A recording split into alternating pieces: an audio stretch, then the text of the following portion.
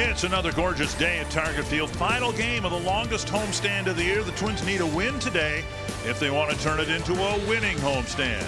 Game 3 between the Guardians and the Twins coming up.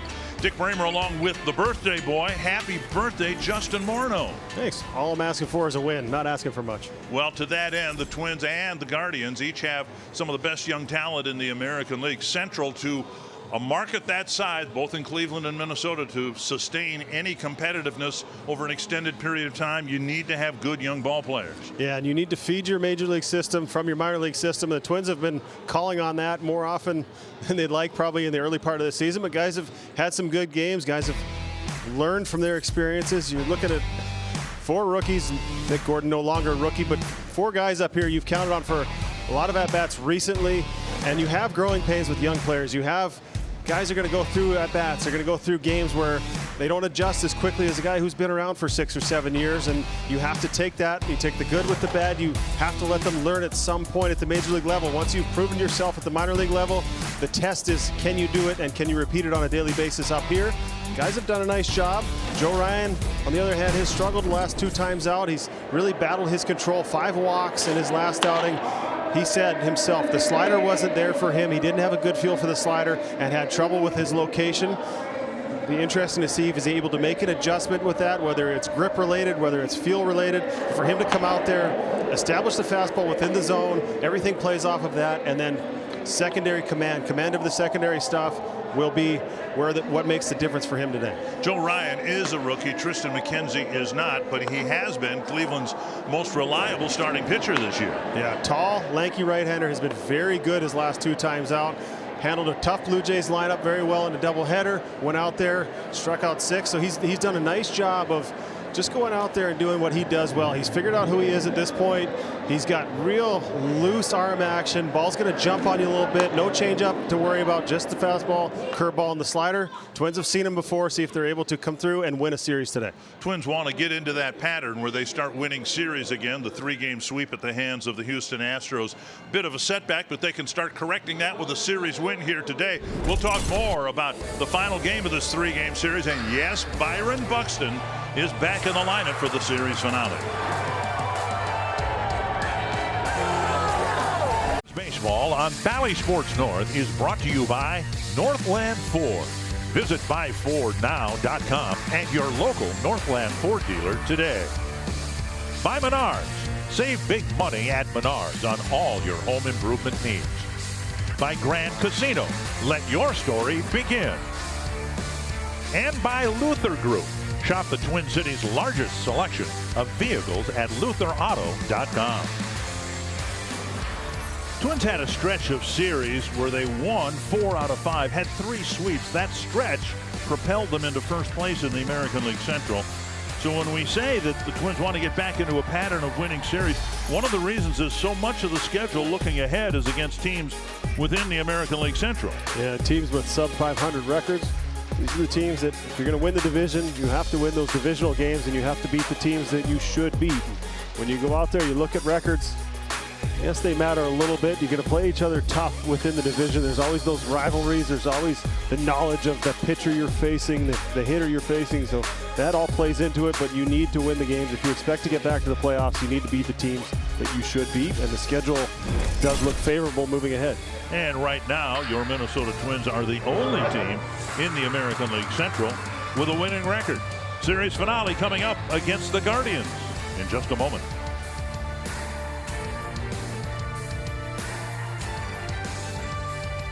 On a beautiful Sunday afternoon, and Joe Ryan hoping to give the Twins a good one. That was hardly a question in his early starts this year, but the last couple he hasn't been quite as sharp.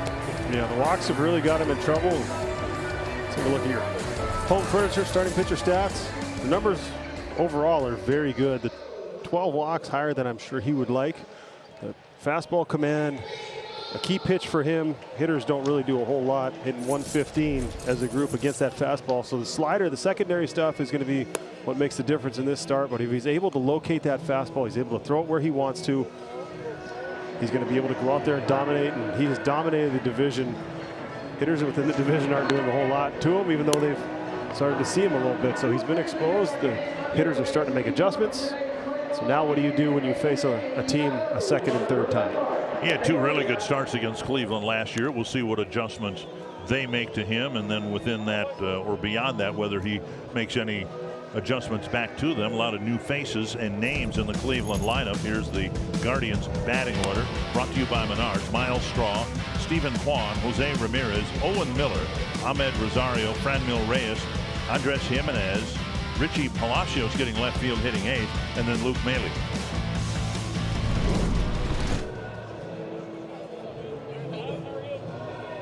Guardians won a tight ball game last night, 3-2. The Twins won 12-8 on Friday. And Ryan doing his usual pregame windmill routine on the mound. Straw, Kwan, and Ramirez will hit here in the first.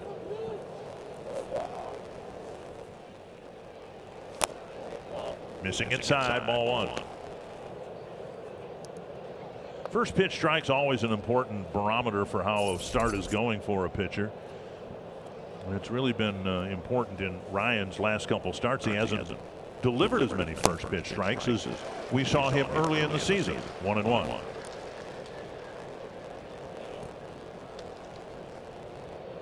Whether the league is adjusting to the fastball, if they have a better idea of what it's going to do, or just the fact that he's not putting it exactly where he wants to. Chasing, and it's 1-2.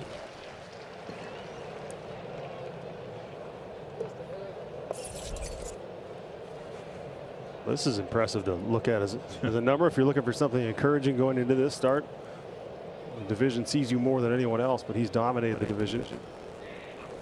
Missed inside, 2-2.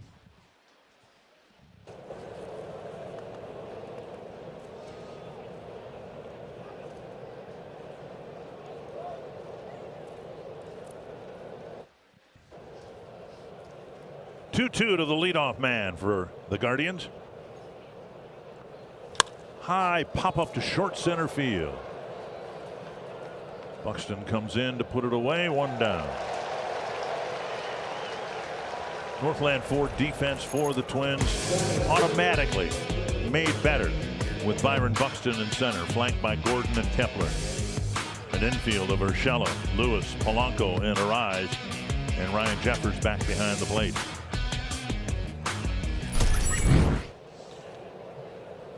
Hard to explain, but it's unmistakable. The Twins lineup is better with Buxton in it, but the defense seems to play better as well. Even though he can only play one position at a time, he seems to have a carryover effect defensively. Well, he almost plays 1.5 positions. The ground he's able to cover. Take some pressure off the corner outfielders next to him. Another first pitch ball, and now a strike, 1-1.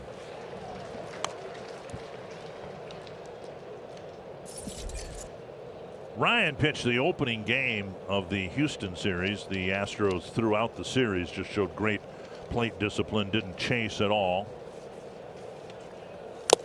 1-2. And that kind of set the stage for the second 2 games of the series.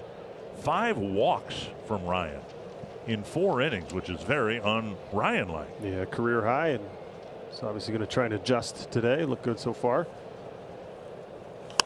Pop up near the Cleveland dugout, and Ryan makes the play. Jeffers, intentionally or not, slipped down to the seat of his pants and let Ryan have the pop up.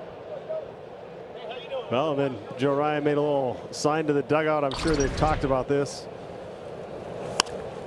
But understanding with a left-handed hitter up there, pitchers have a lot more ground to cover. They can go after those foul pop-ups, and we'll have to ask him about that later to see what that sign was. I'm sure something among the pitchers. We saw one of those lazy pop-ups fall in the middle of the field early in the year. I'm sure it's been something the guys have been hoping to have a chance for. The hand gesture seemed to be 5-0-0. And I have no idea the significance of that, but maybe a little wager between who's going to catch the next pop-up on the mound. 1-0 to Ramirez, and a foul. 1-1.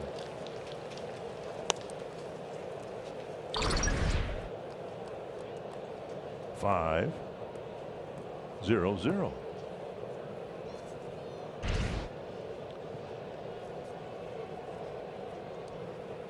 One and one to Ramirez. But you're right, given the shift now the Twins have for Ramirez. Any pop-ups wide of the third baseline, Ryan's actually closer to where the ball would drop than the third baseman is. Yeah, so instincts there, paying attention to what's going on behind you.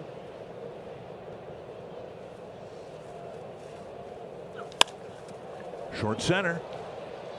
This time it is Buxton coming in again. And 3 fly ball outs and a quick first inning for Joe Ryan.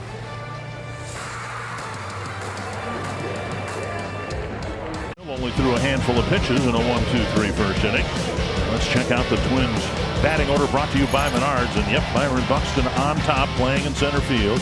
Then Luis Arraez, Jorge Polanco, Max Kepler, Gary Sanchez, Gio Urshela, Nick Gordon, Ryan Jeffers, and Royce Lewis. Your home furniture starting pitcher stats.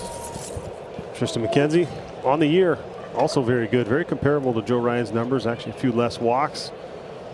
Let's do a strikeout per inning pitched. Tall, lanky, ball gets on you, real easy arm action. High fly to center field. Playable for Straw. And Buxton just missed another home run. One down.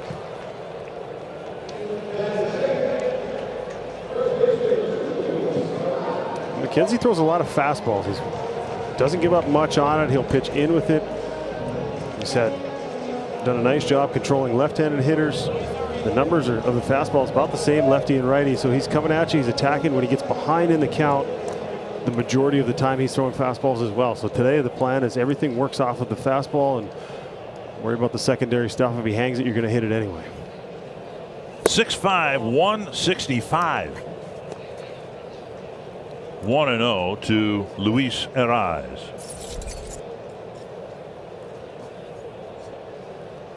And now high 2-0. You could argue that McKenzie's been, as I said, Cleveland's most reliable starting pitcher. And one thing he's done really well. 29 2/3 innings now. He's only given up 1 home run. There's a strike, 2-1. And that home run coming on the slider, the third most used pitch that he throws. The fastball, he throws it a lot. He doesn't give up much on it, much like Joe Ryan's use of his fastball. Slapped foul, 2-2. And then you look for something. Okay, does the guy change when he gets to 2 strikes? He throws a lot of fastballs early. He'll throw fastballs when he's behind in the count. But the strikeouts are almost evenly distributed between the fastball and the slider and the curveball. So the off-speed pitches, he'll mix and match. Even when he gets to 2 strikes, he's not just going straight to that slider.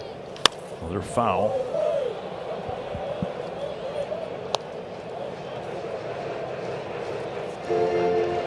You always look for counts that you can take advantage of. Guys, everybody has tendencies. Everyone gets to certain spots, tough counts, and they have something they like to go to, something they can rely on. And now a full count. But you face a guy like this and you know there's a lot of fastballs coming. Unless he shows you something different, unless he completely changes the way he normally pitches, you kind of go off that scouting report, and then you watch the video and see if your eyes are telling you the same thing the numbers are.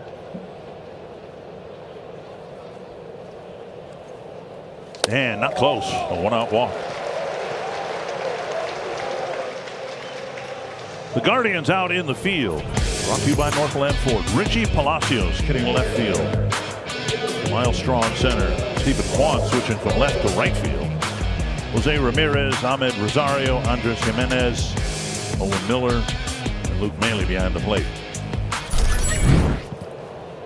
There's Jorge Polanco.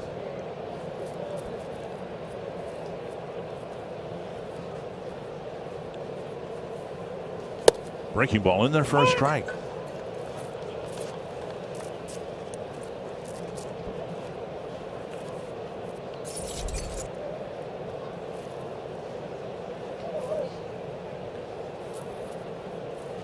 Twins never led in the ball game last night. Fly ball center field.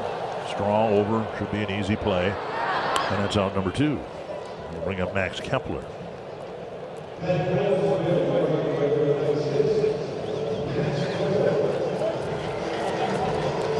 Kepler hitting cleanup today. Had a tough day at the plate yesterday. Called out on strikes a couple times.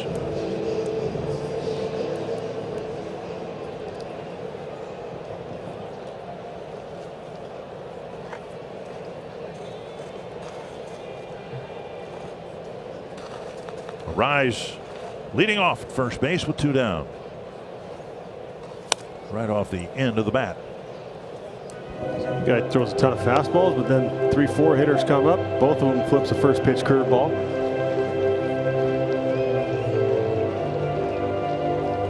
Stick with your plan. If you had a reason to go up to the plate looking for something, the worst thing you can do is flip flop back and forth throughout the course of that bat and really get yourself caught in between a lot of times, and you're not really on anything. Rise takes off. And he is safe at second. A high throw from Mahle. And Rise is in with a stolen bag. Twins stole a base yesterday. They get another one early today. Pretty good jump right there.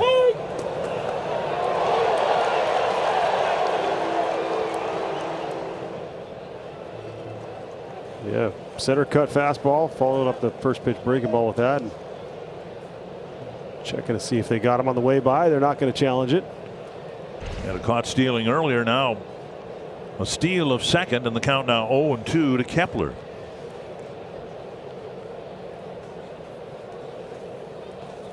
Checked his swing. You know, the Twins have seen McKenzie, and the Twins have done their due diligence on the young man in terms of his delivery to home plate, whether he's easier to steal on maybe than Shane Bieber. And an early try here for Rise, who's not typically a base stealing threat. 1-2.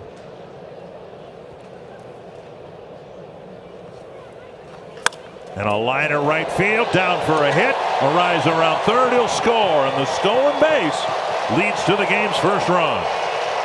Another big 2-out hit for Kepler in this series. Nice job finding a way to get this thing to fall in front of the right fielder, but over the second baseman's head in the shift. But you love to see this coming back on a day game after a tough one last night. Got himself a breaking ball in the outer part of the plate. Looked like he got it off the end just a hair, but hit enough of it, hit it hard enough to drive in the game's first run. And you love playing from the front, especially at home. Even in replay, you could hear the crowd responding, not like somebody hit a 450-foot home run, but I think fans enjoy seeing that type of run being scored as well. You got a walk, somebody stole a base, a 2-out single, and there you go. You've got the lead. Check swing by Sanchez. Yeah, in a game where home runs are way down, see if this becomes a little bit more normal. Teams trying to manufacture runs with catchers, a lot of them in the abbreviated stance, different catching stance, a little harder position to throw from, a little better position to frame from. As we've seen with the Twins catchers, the emphasis on catching the ball as opposed to throwing it. And next year we expect to have enlarged bases in Major League Baseball. And it's just by 3 inches, and that doesn't sound like much, but think how many times someone has, either on a stolen base attempt, trying to go first to third, how much on replay we see the difference even 3 inches can make. So the running game and base stealing will be emphasized even more next year. 2-0 to Sanchez. And a strike. If they had bigger bases when you played, you might have stolen. How many did you steal? You got a few. Yeah, I had 3 or 4. I don't know. Okay, you could have had 5 or 6. That really would have moved the needle there. 2-1. Ooh, 5. Underestimated myself. Okay.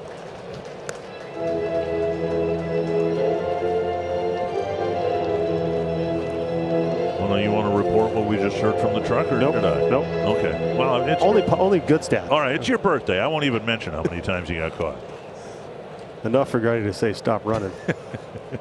3-1 to Sanchez. Urshela on deck. A high pop-up. And it's even out of Joe Ryan's range.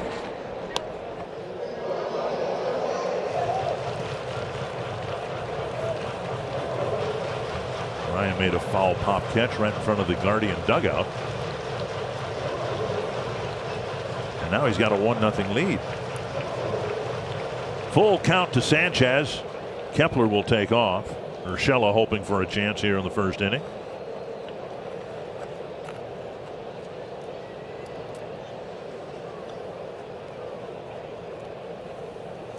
Foul back.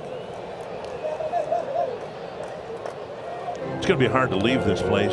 We've had such great weather here since the terrible thunderstorms moved through in the Houston series. The weather here has just been fantastic. Look at that. You could bottle this up. Oh, man. Playing this every day. This is perfect. And the wind's blowing off to right finally. Must be my birthday.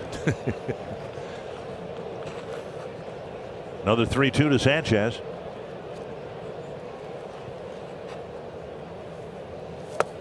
Slow breaking ball got him. The Twins are done, but they take advantage of the walk.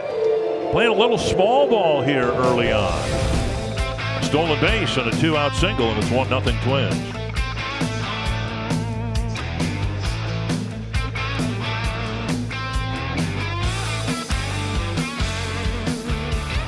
Enjoy the all-you-can-eat package, which includes a grandstand ticket and unlimited access to ballpark favorites. Visit twinsbaseball.com/ticket specials for details.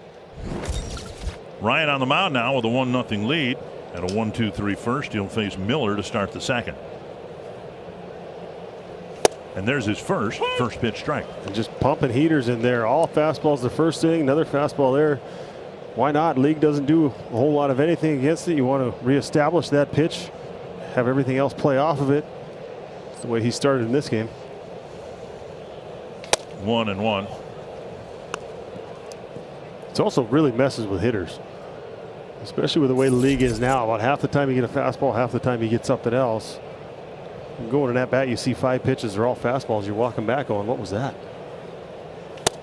There's an off-speed pitch in for a strike. And that'll be one to keep an eye on. That was the slider there. Didn't get it to where he wanted to, kind of left it on the inside part. That was the pitch that really, he said he had trouble having a good feel for in his last outing. Just missed the outside edge, close to a called third strike. I wonder whether hitters do it. Did you do it? Do what fans do after a pitch is delivered, look up and see how fast the pitch was? Yeah. Oh, yeah. It's good to know. 2-2. Popped up out of play. I'll bet with Ryan, when hitters do that with the fastball, they look up and they go, that was only 92. It seemed faster. Yeah, got on me. That arm action, that low arm slide, Right. that ball jumping on you. Yeah, a lot of times it's something exceptional. You'll walk up there and know a guy's fastball range is, 91 to 94. You're not going to look every time, but sometimes you'll get beaten. So that seemed faster than that. Breaking ball gets a swing and a miss, and his first strikeout. Well, threw the slider off the spot where he just missed with that fastball. Take a look at the grip right there. You see him around the side of the ball just a little bit. That's helps with that movement for that slider. It's perfectly located. Ahmed Rosario will bat. And there's a fastball on the outside edge, another first pitch strike. He looks so much more comfortable already compared to that last time he was out there against Houston. Strike percentage is back up to where it would normally be for him. 20 pitches, 14 strikes. You can do the math. But it just looks like he's throwing easier. It looks like the ball's kind of jumping out of his hand. It always does. But seems like almost looks like he's just playing catch. Half swing. They'll appeal. No, it's 2-1. How much of what we saw from Ryan in terms of the lack of command or the high number of walks can be attributed to who he was pitching against? That Houston lineup was pretty impressive. Deep. They were starting to catch fire when we saw him here in town, laying off a lot of close pitches. Big fly ball to the short outfield again, and it's Buxton with the call on the catch. Keeping him busy out there. His third putout already in the ballgame.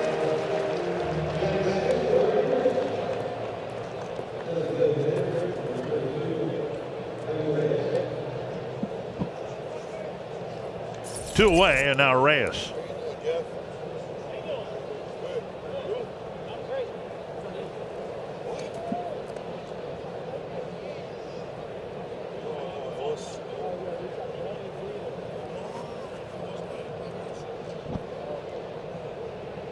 Five up, five down for Joe Ryan.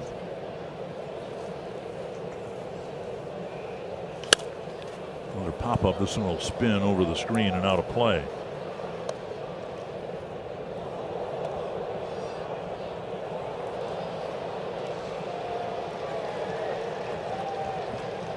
One strike from Ryan to Reyes.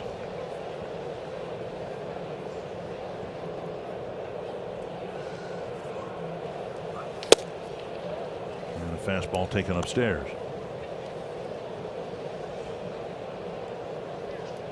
Twins wrapping up this series here with the Guardians. And Cleveland will come back here before the Twins go to Cleveland. And in an oddity, the Twins are making only two trips to Cleveland. One is a 5-game series, the other is a 4-game series. They'll be there for that 5-game series. September. Making up for those first games of the year that were canceled. Driven hard to right field, but Kepler puts it away. A couple of 1, 2, 3 innings for Joe Ryan and a 1-0 Twins lead.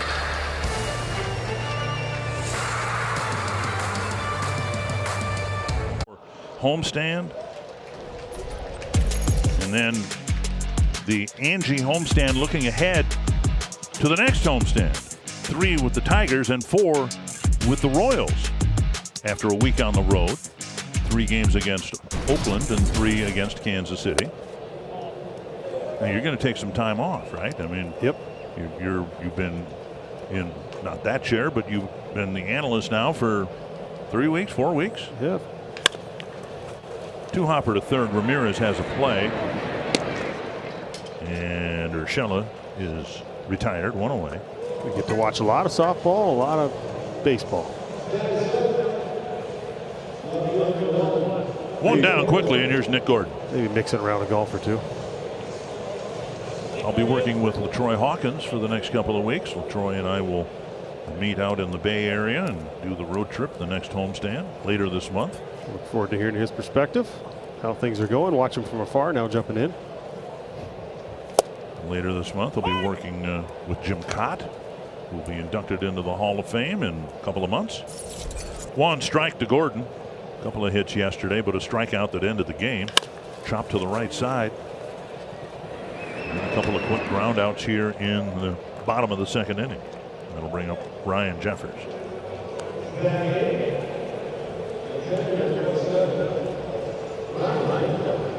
Twins got a run in the first and lost the ball game yesterday, not because the Guardians got a couple of runs in the 10th inning, but because the Twins didn't do much with the threats they had in innings 3, 4, and 5 last night. You had a chance to, you had Bieber on the ropes. You had a chance to get him out of that game, or at least build a pretty significant lead, but he made pitches when he needed to, and he got some big outs. Pulled foul, 1 strike.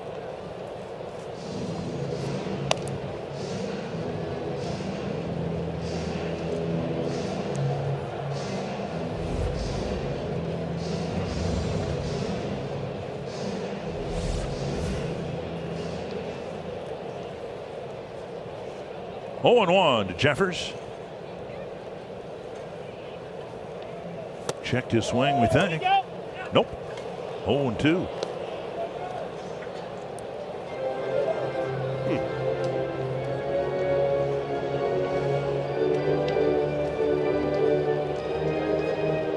A look of disapproval from Ryan Jeffers. Well, this is one of the challenges of the pitch clock, right? He needs to reset. Thinks he should be 0-1 instead he's, or 1-1 instead he's 0-2. And a strikeout in a quick bottom of the 2nd inning McKenzie threw only 7 pitches.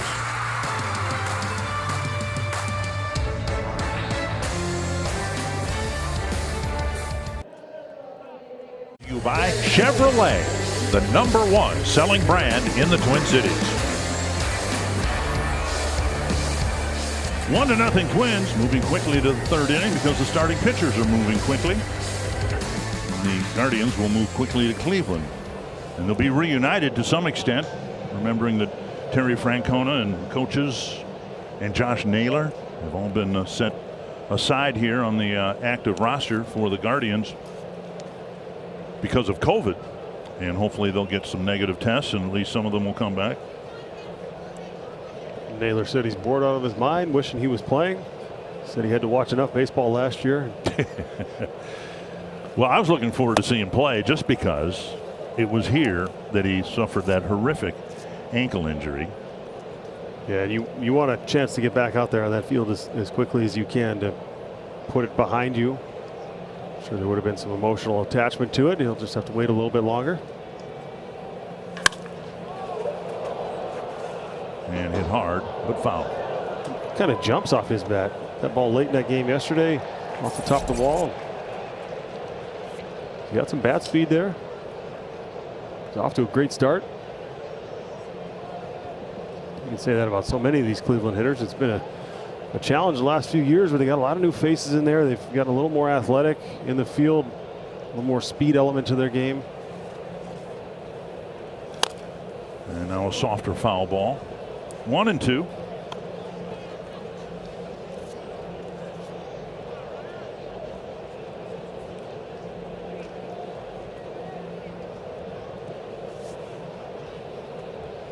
It will be the bottom third of the lineup. Jimenez, Palacios, and Maile. 2-2.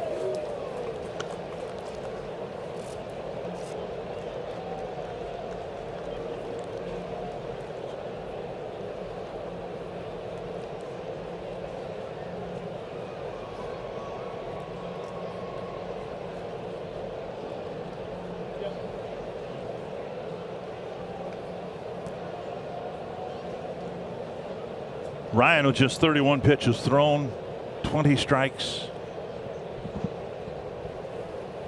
and a couple of 1-2-3 innings, and a good start to a third.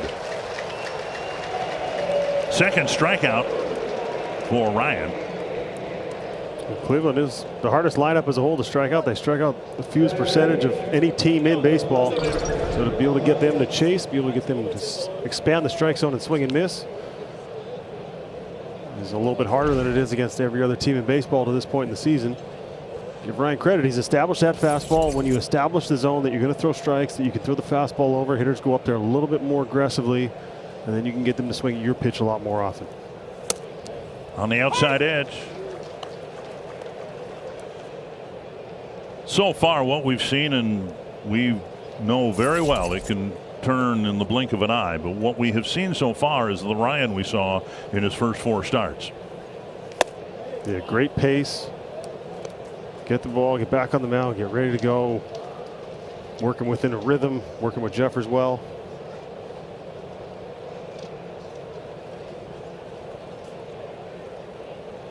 Big cut and a miss. 1-2.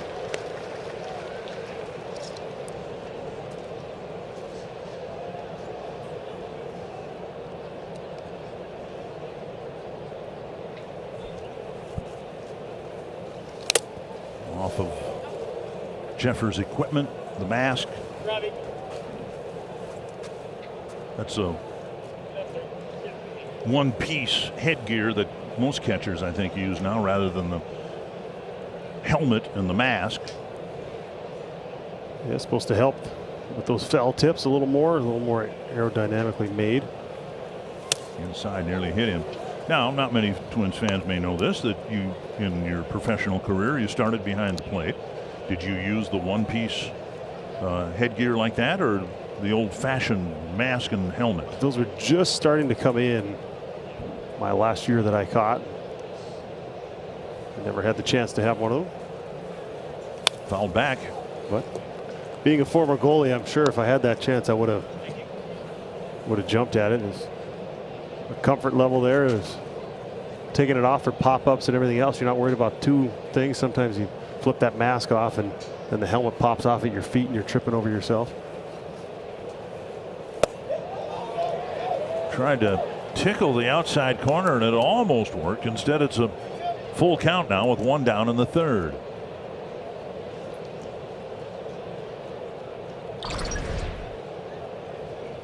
Oh, curveball down and away. Good pitch. And another foul ball. Palacios is hanging tough. That'll tell you the life the fastball has, though. He got beat on this a little bit late. You see him off balance because he's trying to catch up. And it was 92 miles an hour in the zone. And hitters can catch up to any velocity now, but he was still taken aback by it. And another foul ball. I think this was part of it, what we saw in those last couple starts as well. The pitch count started to run up a little bit, and hitters weren't swinging and missing as much as we're used to them seeing on Ryan's fastball. And these ones have been a little lower in the zone. 10th pitch of this battle. Won by the hitter. Great at bat by Palacios. He's aboard the first Cleveland base runner. He had 3 straight chances to catch up to that fastball. He finally got on time with it. Actually caught this one out front and turned on it. But that's challenging a hitter with 2 strikes, just saying, here, I know my fastball's good. I'm going to go right at you and see if you can get me. You beat him with it a couple times and kept the at-bat alive. Hit that ball hard. Maley, the backup catcher, giving Austin Hedges a break.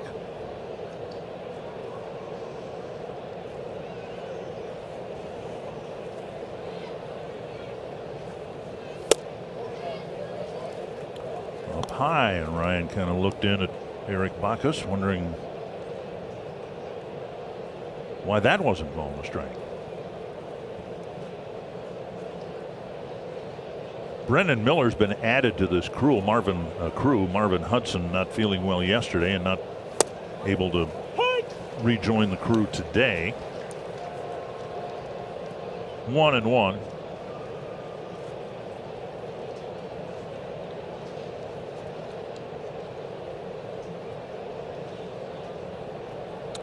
Players, umpires, coaches, everyone's susceptible, of course, to COVID-19.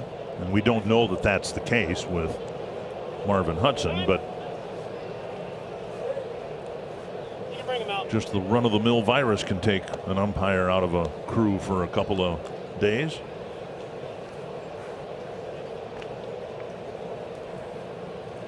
As it has taken Terry Francona. Carl Willis, longtime pitching coach with the Guardians and their prior nickname.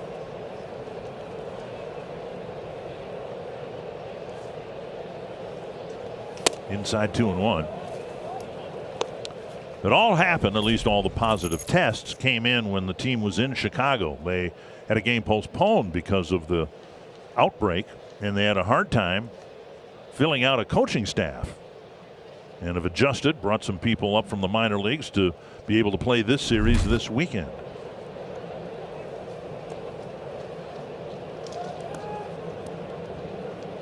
Yeah, the one at the bottom, Naylor's off to a terrific start.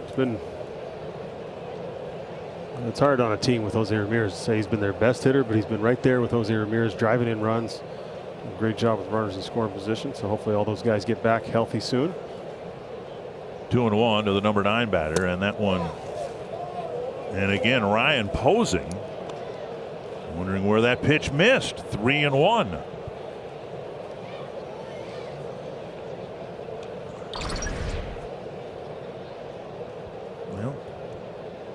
I'd had an argument there.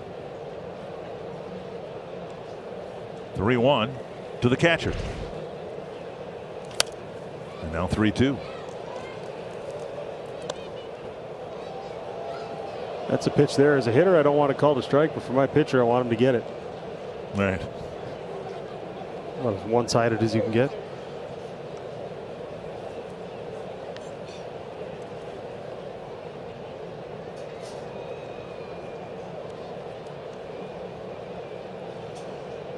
Full count. See if the runner goes.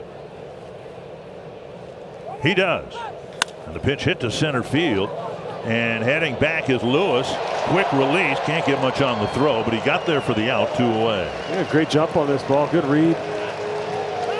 Angle on it was perfect, and then the recognition as the runner was in motion to try and catch this and throw it all at once. But he went a long way for this ball. You see him take that little stutter step at the beginning. I believe the pitch was supposed to be in, so he's anticipating having to move to his right on this ball. See that little stutter step right at the start of that play, but then he's able to recover, get back over there. And you saw Polanco try to decoy the runner, much like Chuck Knobloch and Greg Gagne did to Lonnie Smith in the World Series. If I see that work another 100 times, that's the one that will stand out because it was in the World Series.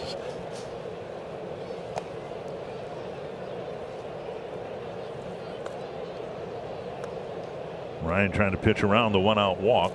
Pitch count climbing to near 50.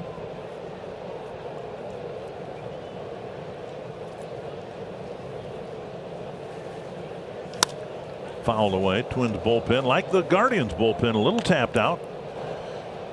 Twins won 12-8 on Friday, but it didn't feel like a comfortable win the way the Guardians kept coming back in the late innings. And then yesterday it was a tied ball game going through the middle and late innings. You had to bring Duran in that game, a guy you've been very conservative with, so he'll more than likely be down today. Runner goes. Jeffers throw right on a bag. He's safe. Perfect throw by Jeffers, and Polanco gives the dugout a look like you better take a look at that. It appeared that Palacios just barely beat the throw, but the throw was right on the money. Checking to see where the ball's at. If it's in play. Looks like the hand probably got in there. They're not going to challenge it. Well, you said a perfect throw right there. We've seen Ryan try to throw from his sitting position. That time he actually got up out of the crouch and delivered a strike. Sometimes easier with the guy who's got good control like Joe Ryan. He can pop out of there split second quicker. The Twins stolen base in the first inning led to their run, and now the Guardians will try to get a 2-out hit here and do the same thing.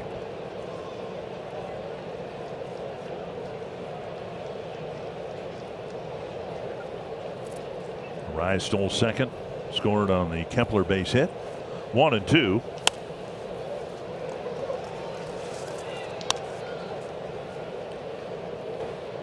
And the Guardians doing a nice job running up the pitch count with all the foul balls.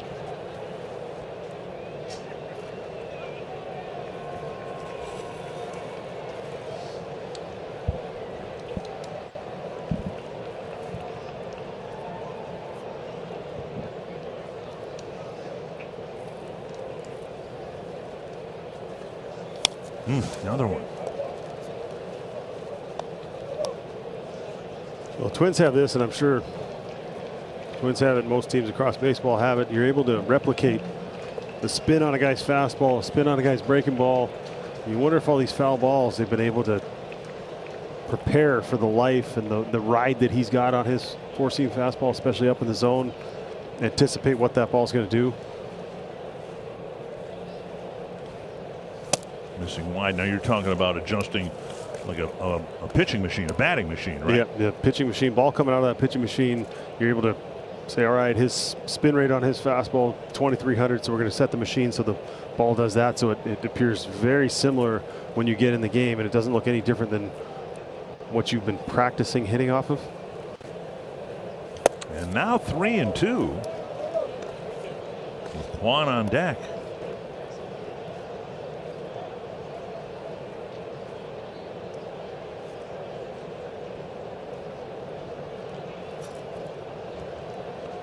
Full count with 2 down, the tying run at second.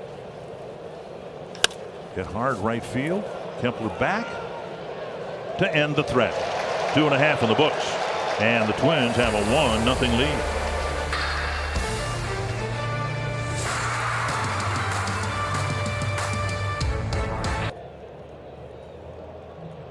available now in a variety of sizes and seating options for 2022.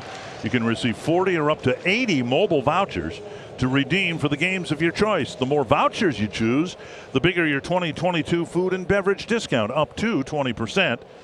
Log on to twinsbaseball.com/flex or text FLEX to 51655 to learn more about the Flex 80 and Flex 40 ticket plans. And Twins will try to add to the 1-0 lead, starting with Royce Lewis leading off the third inning. Lewis, then Buxton, and Arise.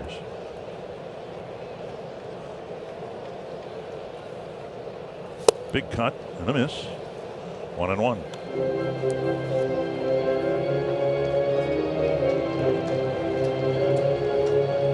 I really liked what I've seen from him his first week in the big leagues. He's really looked like he's belonged.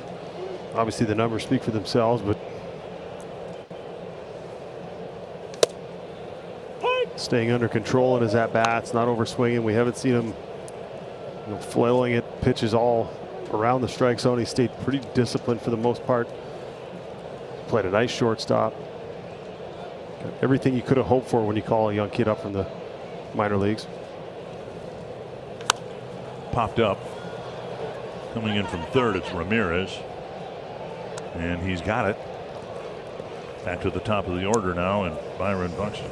On this date, in 1981, Pierre Trudeau was the Prime Minister of Canada. Do you know who the President of the United States was? On the day you were born. Don't hit the button and asking for help from the truck. Saying Ronald Reagan would be my guess. Ronald Reagan is correct. Oblivious to that at the time of your birth. 41 years ago today. You don't mind me giving a hope because I just did. I don't have a choice. Giving your age. Swing and a miss, 1 strike. It's always good to have birthdays. Yes, it is. The alternative It's a lot worse. Is a lot worse. I think there was a perfect game or a no-hitter thrown on my birthday. Yes. On this date in 1981, Len Barker for the Cleveland American League franchise threw a perfect game. Against the Blue Jays, I believe. Yes. Yep. 1-1 to Byron Buxton.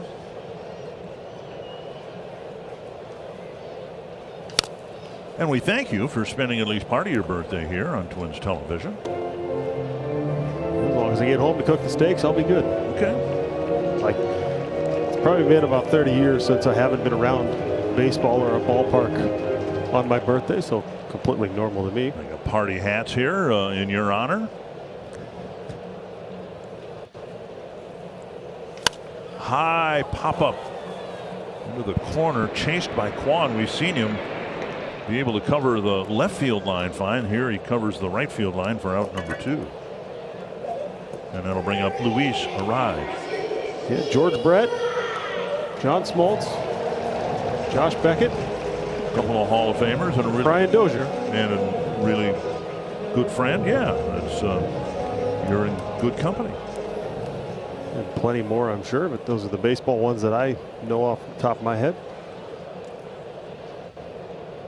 All I got is Justin Bieber on my birthday. Nothing wrong with sharing your birthday with another Canadian.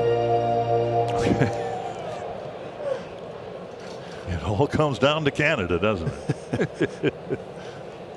You did pretty well on your birthday. A couple of multi-home run games. Depends on the perspective. Okay. One of those multi-homer games, we got walked off in New York, so it wasn't really that fun. Okay. 2-0 to Arise. He walked and scored in the first inning.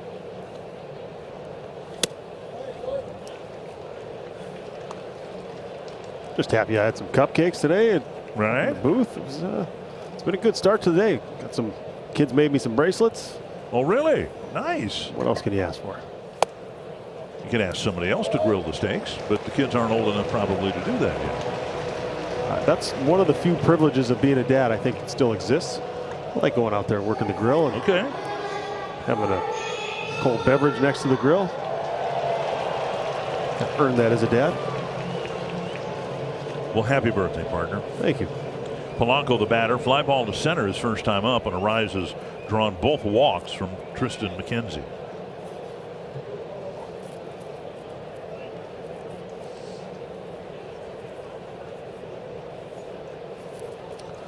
Thought about bunting, and we've seen seemingly every hitter in the Twins lineup threaten to do that, but yet no one's done it successfully.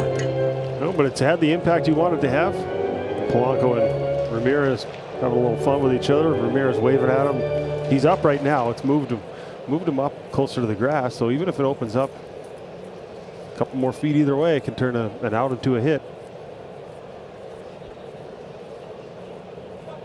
The last time a Twins player tried to bunt was last night when Royce Lewis tried a couple of times. But it turns out Lewis misread signs, correct? It was one of those plays where we're looking at it, wondering if it was put on by the manager, and whether it was a missed sign or did it on his own. Offered at it, and diving back is Arraez. So 1-1 with Polanco and Ramirez looking at one another again.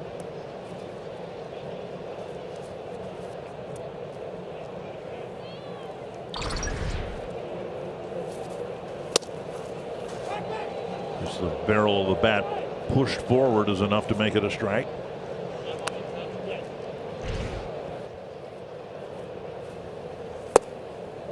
And he takes ball 2.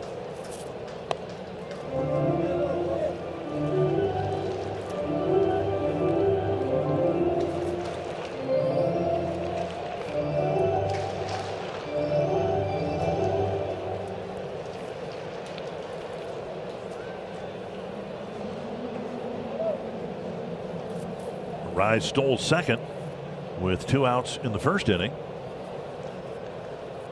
That's why they're paying so much attention to him. His first steal of the year. He's going to maybe regret that stolen base. They keep throwing over that much.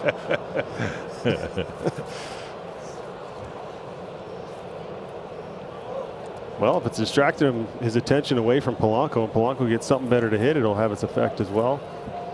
But led to a run, the only run of this game so far.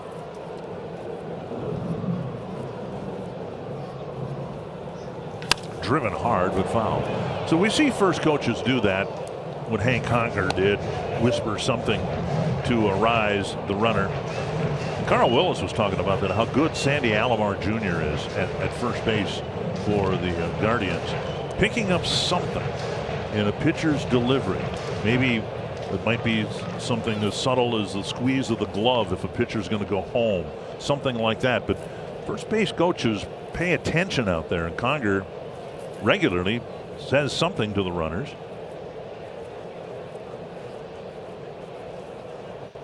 A high fly, right center field, fairly deep, but on the track and caught to end the third inning. We go to the fourth. It's 1-0 Twins.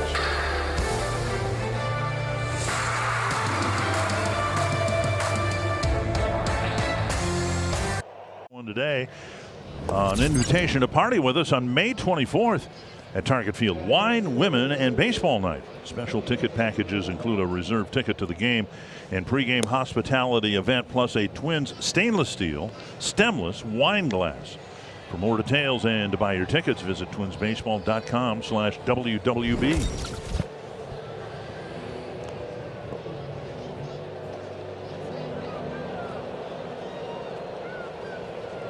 Ryan with 3 scoreless innings, pitched around a 1-out single. Basically eliminated the changeup so far in this start. Throw a lot of fastballs. Throwing it for the most part seemingly where he wants. He's been in control. Delivery seems like it's been a little bit less effort, less trying to battle himself, just out there nice and smooth. All jumping out of his hand pretty good. Bunted foul, 2 strikes. Jefferson trying to knock that ball into fair territory. I don't think you're going to fool anybody at this level. 2 strikes to Kwan, then Ramirez and Miller. Ryan starts this year in order have gone 4, 6, 6, 7, then 4 2/3 and 4.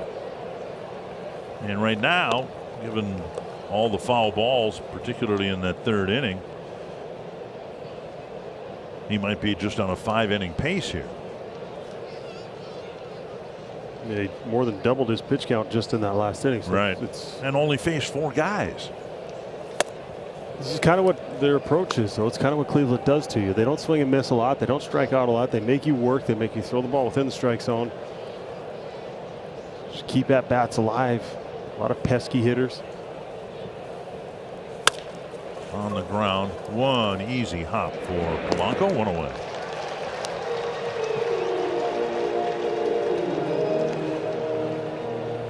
We thought if the Guardians were going to be at or above 500, they would do so with great pitching. That hasn't been the case. We didn't expect this, that they would be among the best offensive clubs in the league. Jose Ramirez pretty much carried them in April, and then Naylor and others picked up the slack in May.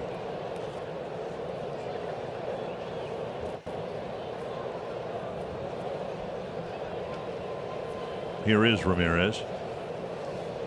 After a torrid April, he's cooled off somewhat, but he still has 32 runs batted in.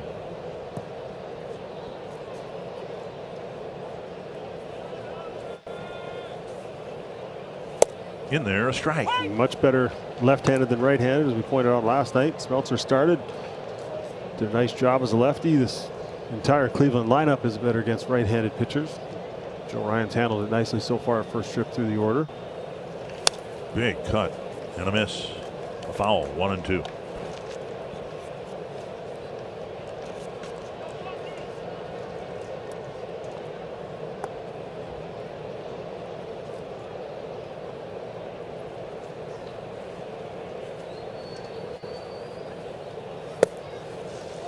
Two and 2. Ryan coming to the Twins in a trade last year. Nelson Cruz trade. Cruz got a big hit, maybe his biggest hit, for the Washington Nationals yesterday. 2-2. High fly, right field and deep. Kepler is back at the wall, leaps, and that ball is gone. The overhang came into play there because Kepler looked like he was ready to make the catch, and it just settled into the overhang, and we're tied at 1. The only 3rd home run Joe Ryan's allowed this year to that guy who does so much damage from that side of the plate. He was out front. It looked like maybe fooled just a little bit, but he's able to generate so much power. And he hit this ball in the absolute perfect spot. It looked like it landed on the ledge and kicked up into the seats. Kepler did look like he had a play on this. Very similar to the ball Polanco hit last half inning. Just a little further to the line. Swing and a foul, 1 strike. Changeup, and Ramirez went down and got it. Well, he's starting to work that in this inning. He got Kwan on a changeup, the previous batter, and this thing, you're living good when you land a ball like that and it goes out of the ballpark. From an out to a home run. Dribbled back toward the mound, and Ryan on flat ground was able to make the play. 2 down.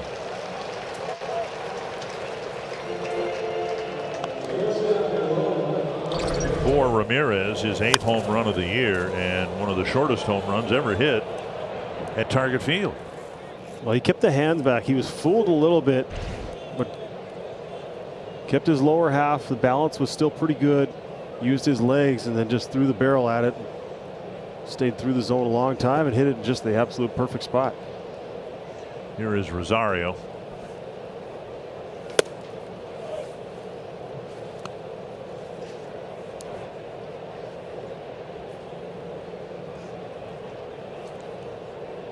Want to know. Been a long way foul. 70th pitch of the afternoon for Ryan. Twins made another trade last year, sending Jose Barrios to Toronto, getting a prospect by the name of Simeon Woods Richardson. He's pitching for the Twins AA team in Wichita. And he looks like he's going to make it here sooner rather than later, even though he's in Double-A. 6 starts, 32 2/3 innings, only 17 hits, 9 walks, and 32 strikeouts. That's at Double-A. But he has really developed into a top pitching prospect this year. Foul back still, 1-2. You're going to give up someone as established, as good as Berrios. You're going to get multiple top prospects back, and they did that in that trade. Sometimes, as a fan, it's not something you like to see, waiting for a trade to pan out and see how long it's going to take to make an impact at the big league level, but sooner than later, it looks like. To short right, and Polanco looks like he's got it covered. The Guardians tie it on a home run by Ramirez. It's 1 apiece.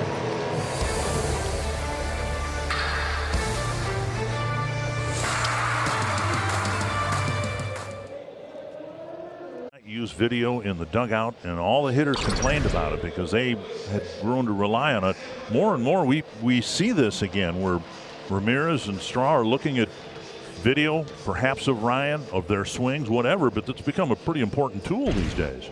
Yeah, I think it's your own mistake if you can't look at a guy who's a perennial MVP candidate, and if he's got something for you, you can pick his brain hitting wise. Why wouldn't you, right?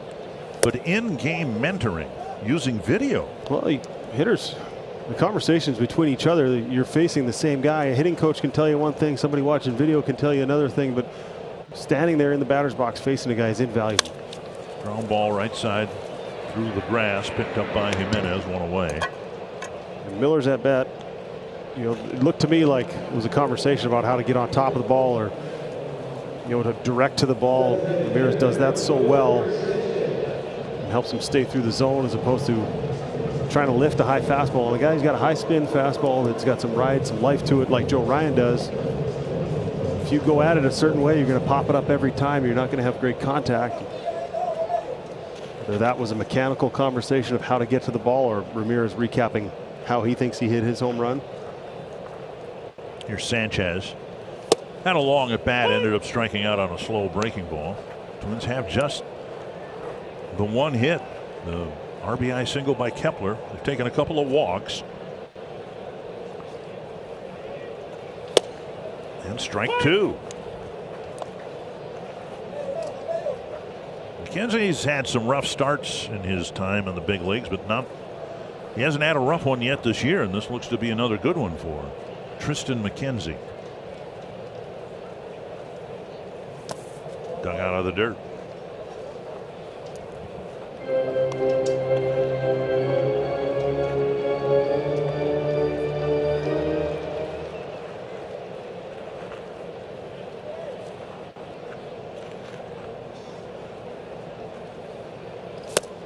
And Sanchez strikes out for the 2nd time, 2 down, and now Urshela.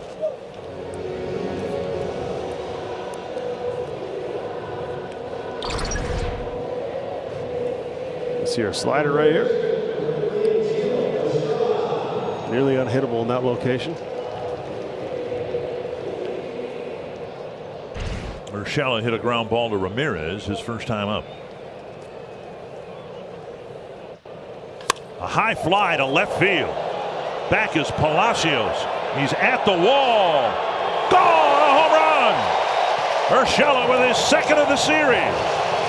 And the Twins are back in front. That's the answer you needed right there.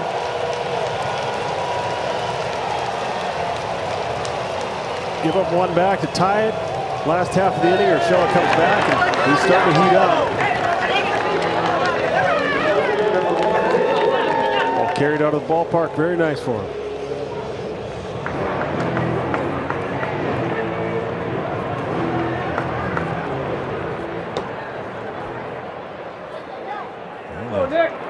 Guardians got one in the top of the inning on a home run just over the wall, and now the Twins have one. Gordon will bat with 2 down. Both runs, by the way, being scored on 2-out hits for the Twins.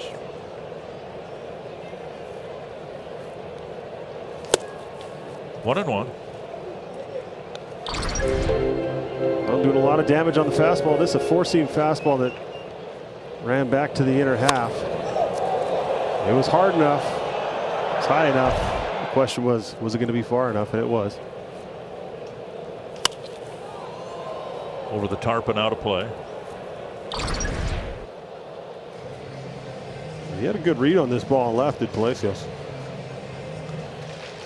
Give the fans credit for reaching, catch that ball and not give them a chance to catch it. They didn't reach into play. The ball was out of play, so there wouldn't have been fan interference on it. But by comparison, that was well over the wall compared to Ramirez's. No doubter.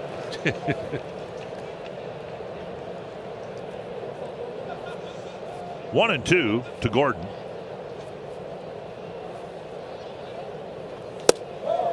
Two.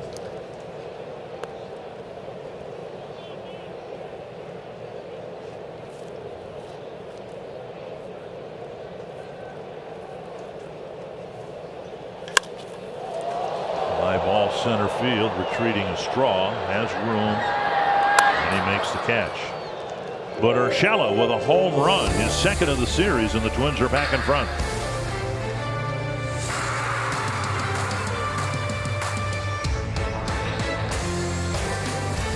With the Minnesota Lottery, say I'm in and scan the QR code for a chance to join the Minnesota Lottery's Winner's Circle and win $50 in scratch tickets.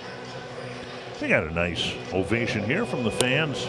Over 20,000 here today. They put you on in the note that it's your birthday today, and it's not like hitting a walk-off home run, but that was nice. Yeah, it's nice to be able to share birthdays with a whole bunch of people. On this date in 1981, the price of gasoline in the United States was $1.31. It would have been high at that time. I have no idea how much a liter of gas costs in Canada. We won't get into that. Okay.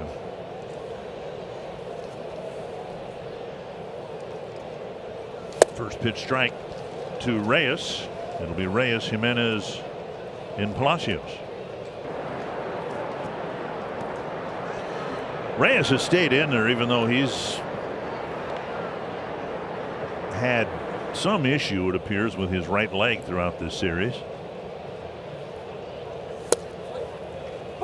He's not in there to run. He's in there to slug, and he's had trouble doing that as well this series. Been striking out a ton. 3 home runs on the year.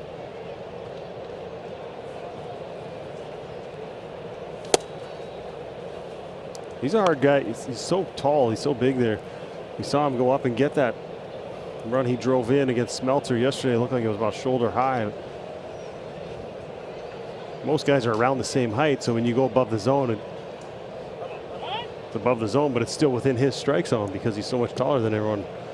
Most of the hitters you're used to facing. So when you get it above the zone, just like Joe Ryan did, you got to make sure you get it up there, and he did. 2-2.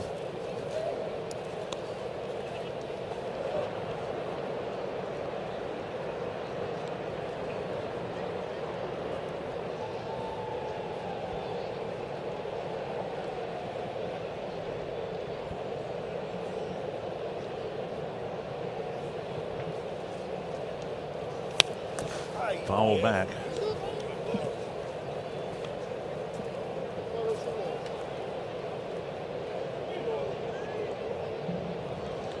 Ryan approaching 80 pitches.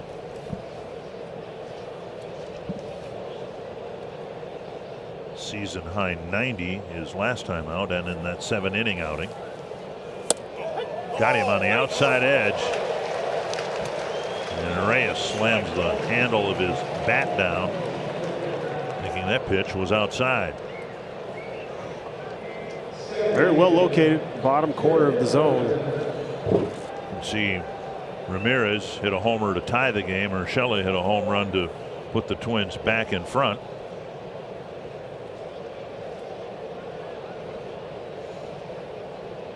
Jimenez went down swinging his first time up.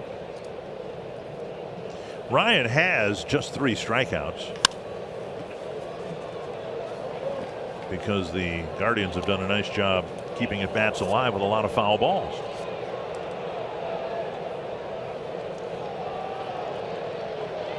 He got Miller swinging in the second, Jimenez swinging in the third, and then you just saw Reyes taking a called third strike. Left center, fairly deep. Buxton looking back at the wall, leaps off his glove and hard into the fence, and it'll be a double for Jimenez. And Buxton appears to be fine. He has made that catch so many times, you're almost surprised he didn't make that one. Yeah, I think he will tell you he expects himself to make it, even though this would have been an incredible catch. Ball just kept carrying. He was measuring where the wall was at as he was tracking it. Good sound again off Jimenez's bat.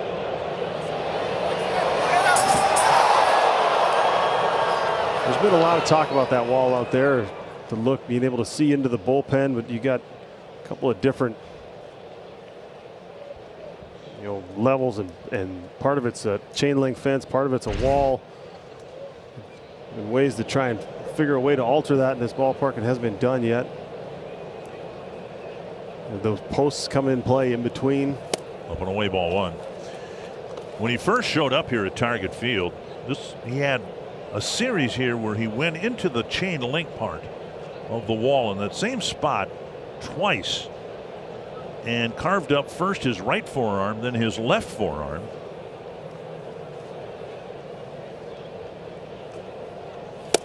Two 2-0, and he showed me a week later, and the scars were still there, the scratches. And you can hear that chain link part of the fence.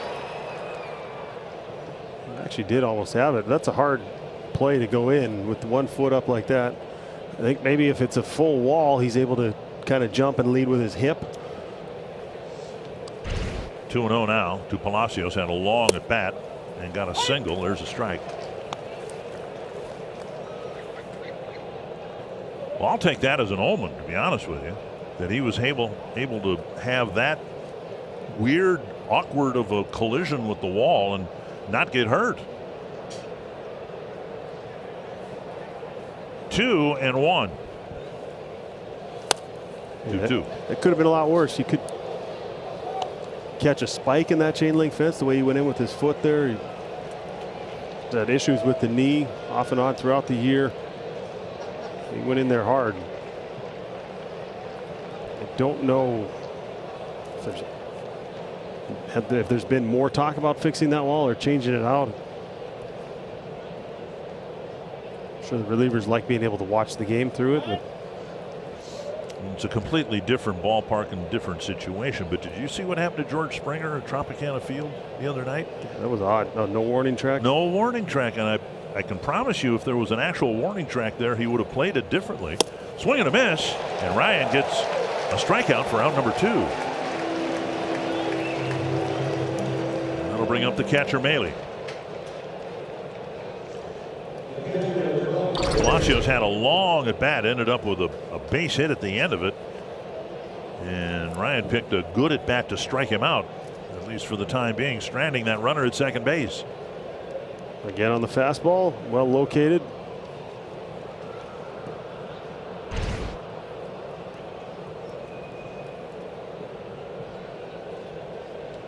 Maile with a pop to short his first time up. Lewis retreated into short center.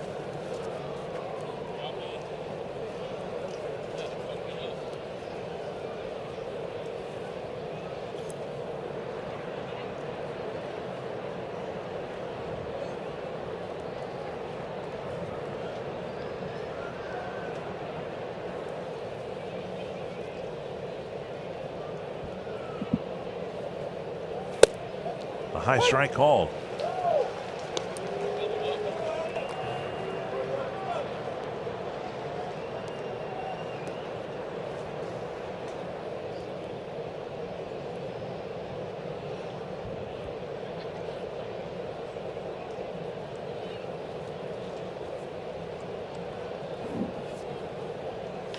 Bouncer to third. Routine for Urshela. Over to Arraez. The 1-out double is wasted. Byron Buxton will hit third in the 5th inning when we come back. Concepts, Joe Ryan has been very good. He's allowed 1 run on a home run, 4 strikeouts, primarily with the fastball, mixing in the secondary stuff. But this is a changeup that Jose Ramirez hit out of the ballpark and landed it in the absolute perfect spot. Looked like Kepler was under it. He's going to have it, but it landed in that flower box out there. And then Urshela, immediately the next half inning, comes back, gets himself a first pitch fastball, and hits it just far enough. That's where the Twins took the lead. That's where we stand, 2-1. Ahead right now with Ryan Jeffers coming to the plate. And Jeffers, Lewis, and Buxton will hit against Triston McKenzie. Only 2 hits for the Twins, but they've made them count. Both of them will come with 2 outs in an inning. A single that drove in a rise in the first inning, and then the Urshela home run. 1-0.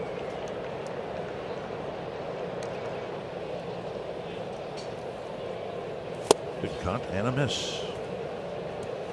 He's gotten away with a couple of sliders in that part of the strike zone. But if you live with the fastball up there, occasionally it can be a good pitch as the hitters are trying to jump out and attack it.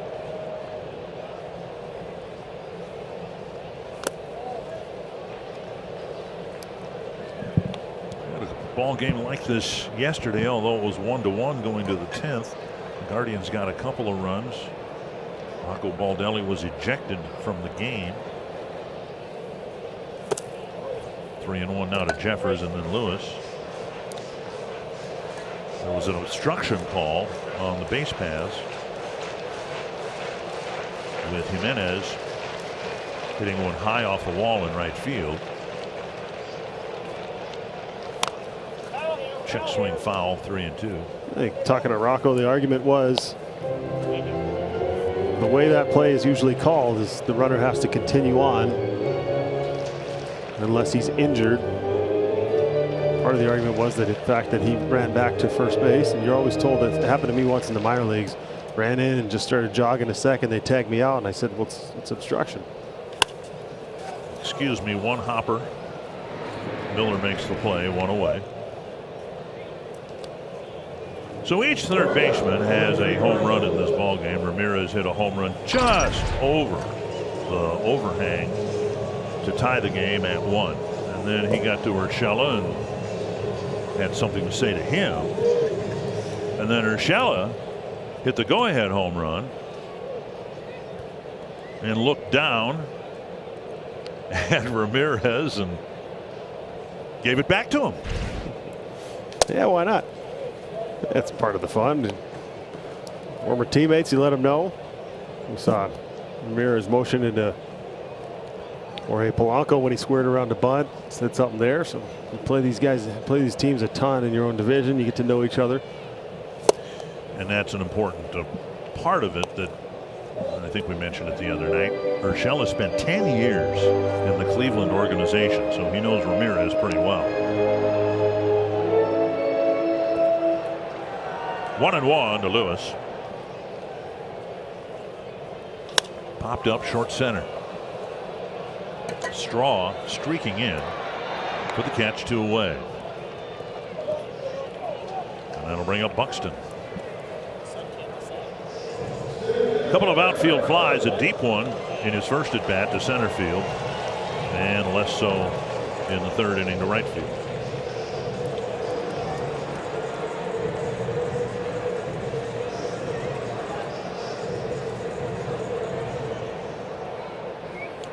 Rocco Baldelli encouragingly talking about Buxton in the day off yesterday.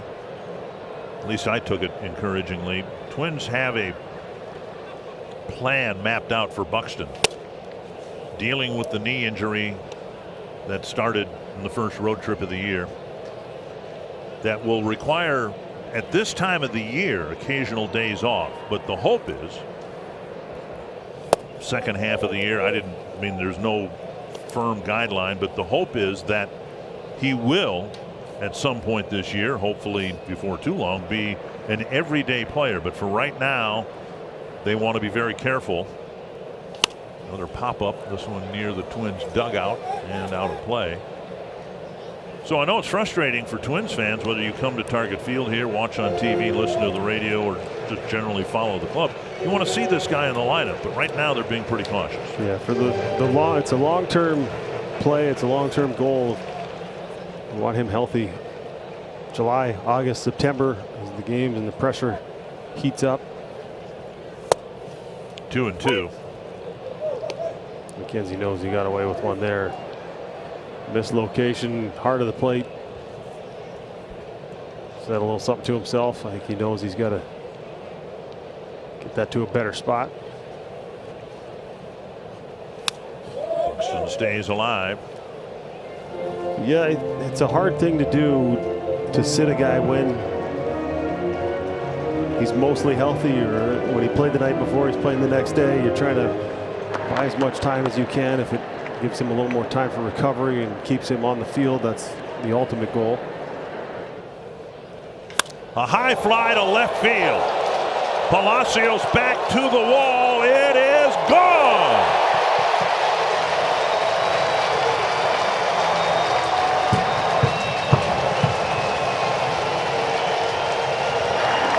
Number 11 for Byron Buxton. And he's turned himself into one of the most prolific home run hitters in the game of baseball today.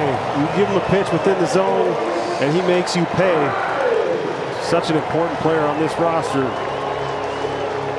Seems to always come up with a spark or a big hit when you need him to. One home run behind Aaron Judge for the league lead. Alvarez also has 11.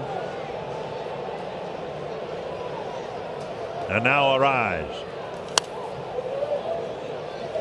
Well, that hard collision with the left center field wall, last half inning playing defense, didn't appear to carry over to this at bat. Much like Urshela's ball, he hit it hard, he hit it high, and he hit it far enough. Can you make any sense out of this? Because I'm guessing some of the other viewers have noticed the same thing. He's hitting the ball farther by swinging the bat less hard. Direct to the ball, short to the ball. Seems that way.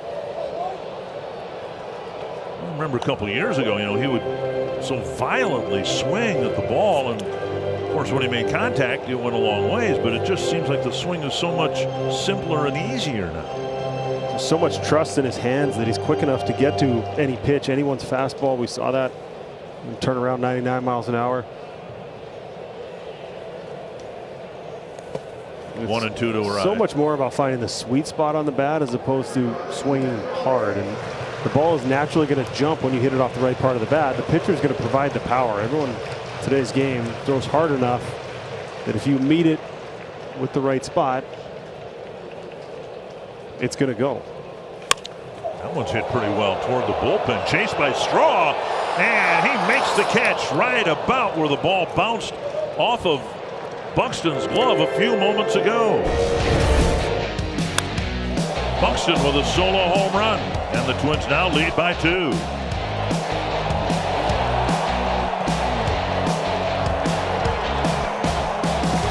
On 3 hits, a couple of solo home runs, including Byron Buxton's 11th of the year. And Buxton hitting the 1,000th home run in Target Field history for the Twins. Nice little note in history. Why not have it be Buxton?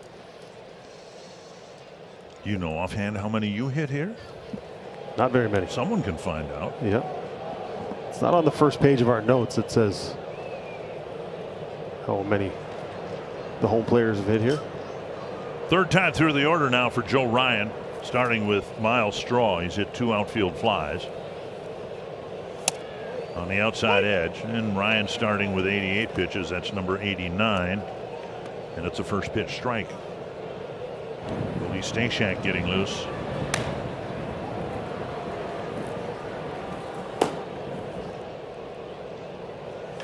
Hit hard left center field again, and it one hops the wall, and Straw gets a double to start the 6th inning. And that'll bring up Stephen Kwan.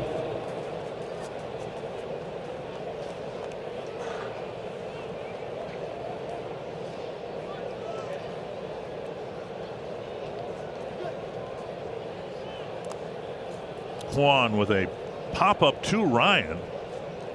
in front of his dugout. That was back in the first inning. Then a ground ball to second. 2-run lead. And Ryan's going to try to focus on getting Kwan here before Ramirez comes to the plate. Maybe the last batter he's going to face. Up high, ball 1.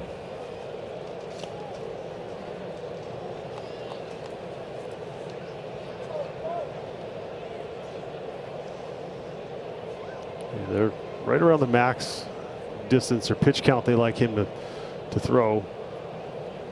Sure, after the Ramirez home run, they're going to let him face him again. Sticks one on the outside corner, 1-1.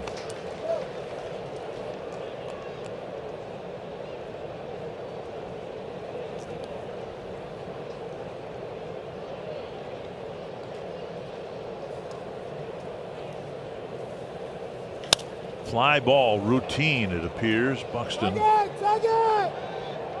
with the catch on a bluff tag by Straw, 1 away. Great communication right there. You could hear that at home. You had it turned up, yelling tagging, tagging, tagging. So the fielder, you're able to concentrate on just catching the ball. You don't have to peek down to see if he's running back to the base.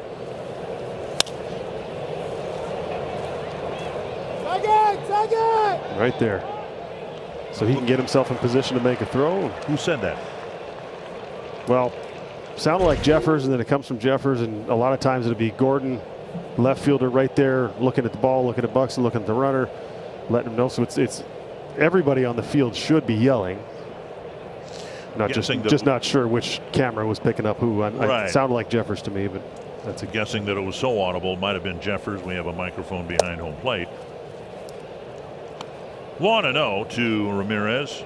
Barely cleared the wall in right field for a game-tying home run.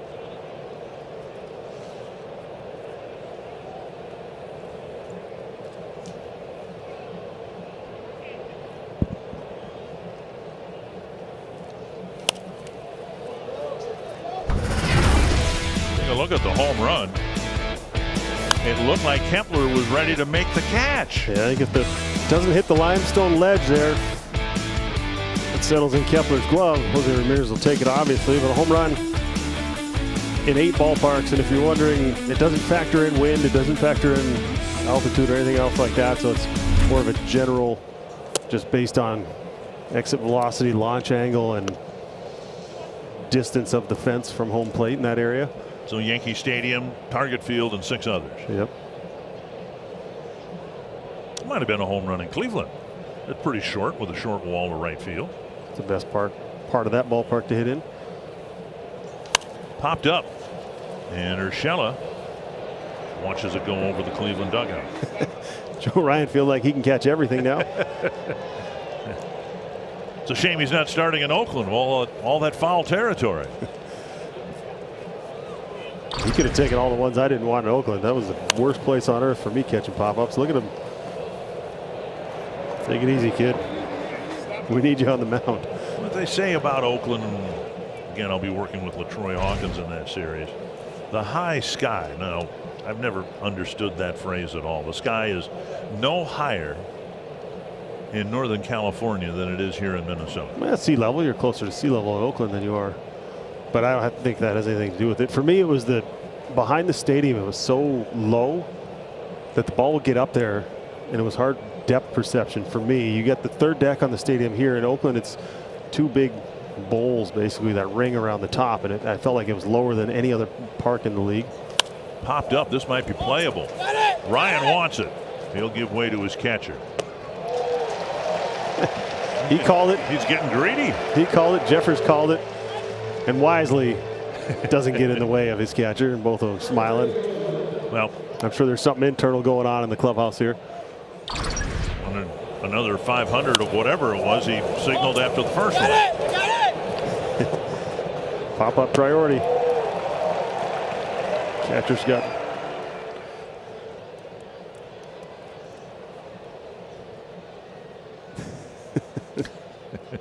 I think you're right. I think there's a little game within the clubhouse. Here's Owen Miller. Ryan one at bat away from pitching around the leadoff double. He pitched around a 1-out double in the 5th. in there, strike one. You know what we've seen from Ryan on the last two starts stood out because we weren't able to see it.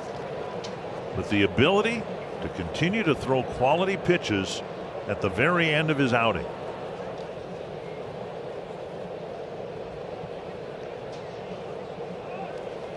Yeah, not saying he's not giving you his max effort, but it doesn't appear as if he's throwing every pitch as hard as he humanly possible. So he's not, the stuff doesn't decline as the start goes along because he's never really giving you 1,000% on every pitch. He seems like he's under control and he's throwing almost with ease each time he lets the ball go out of his hand. That's about the 5th time that's happened in this series. Where, and I think in response, was it Urshela did it for the Twins the other day? A very late time call just as the pitcher's breaking from the stretch. We saw that in Baltimore and then he reacted to it, so you wonder if this is something you see on video and go, hey, call time on him. See, that one there is, it's not like he was holding for 5 or 6 seconds before he delivered the ball. It was kind of in the regular rhythm. It's almost with intent to try and mess him up a little bit. And he answers by throwing a dart on the outside corner for a strike. 100 pitches, a career high for Ryan. I think that makes somewhat sense. Because he's not max effort, the stuff doesn't decline. It's not like the velocity goes from 96 at the start, letting it loose, and then all of a sudden it's 91 by the time he's done. He's able to maintain it throughout. Breaking ball taken for a ball. 1-2.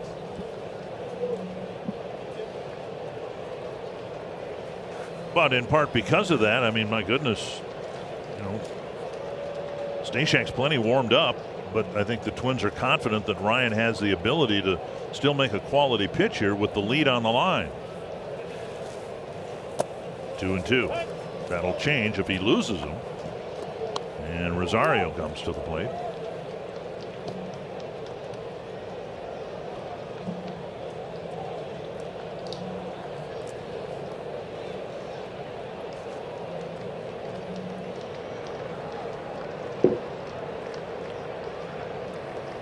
Two to Miller. Down the middle, a strike. What a flourish to a finish for Joe Ryan.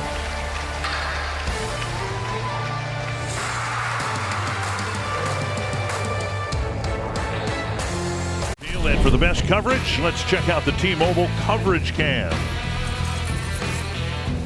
Last game of the longest homestand of the year. The Twins started it with a sweep, but then they were swept. And now they're trying to take this series 2-1 and maintain at least a 2-game lead in the American League Central.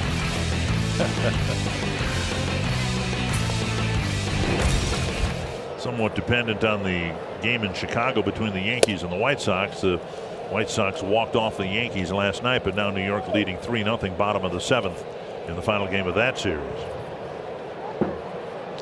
So in 3 starts against American League Central teams this year, Ryan has 19 innings pitched and 7 hits allowed.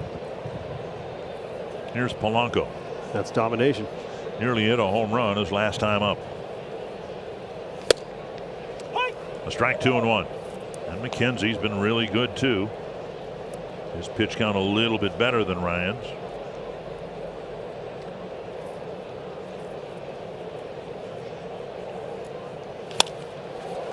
Left center where Straw awaits. 1 down. 3 outfield flies for Jorge. And that'll bring up Kepler.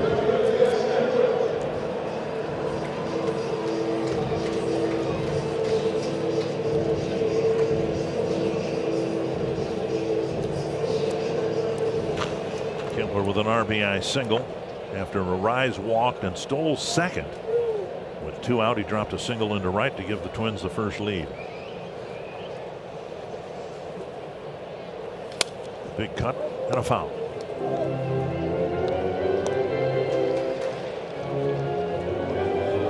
Seems like there's more intent on his approach of picking spots and trying to go to the opposite field, trying to use that opposite field gap.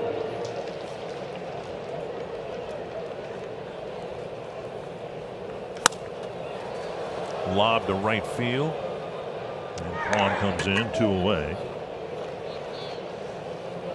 And that'll bring up Sanchez. Where the Guardians and a lot of teams have shifted Kepler, it's almost impossible to place a hit behind the second baseman and in front of the right fielder. That's how deep some left-handed hitters, including Kepler, are being played with the shift. And if the elimination of the shift means that infielders have to stay in the dirt, 2 aside, each side of second base, then that will open up right field again for a lot of the left-handed batters. Whether that should be a necessary step or not is another discussion. I like it. I'm a hitter, though. Abandoning the shift? You would not have been shifted. I remember enough about your career. I don't believe they would have shifted you. He started to towards the end, but I don't know. The way the game's being played now, how good the pitchers are, how big the strike zone is. This is obviously through the eyes of a hitter, but it seems like everything is working to suppress the offense, to suppress guys from being able to get hits. They took the helium out of the ball. There's a drive right center field. And Straw made the catch. 3 up, 3 down in the 6th. It's still 3-1 Twins.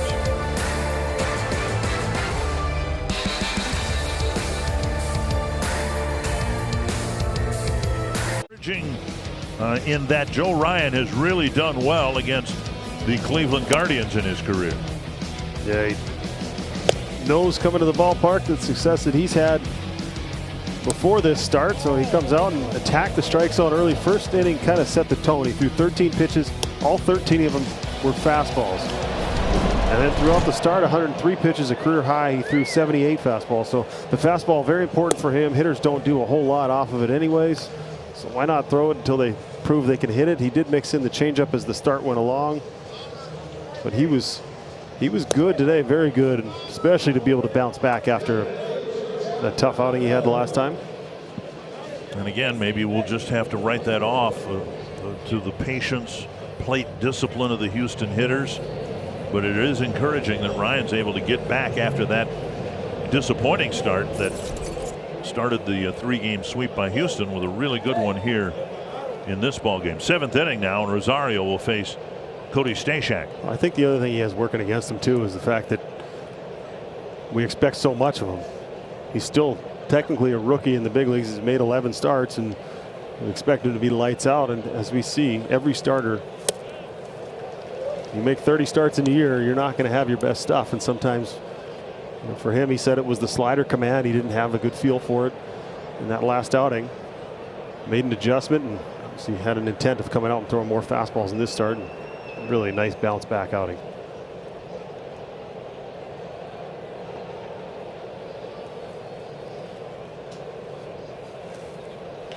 Bouncer to short. Lewis sets, fires, close play, but just barely got him.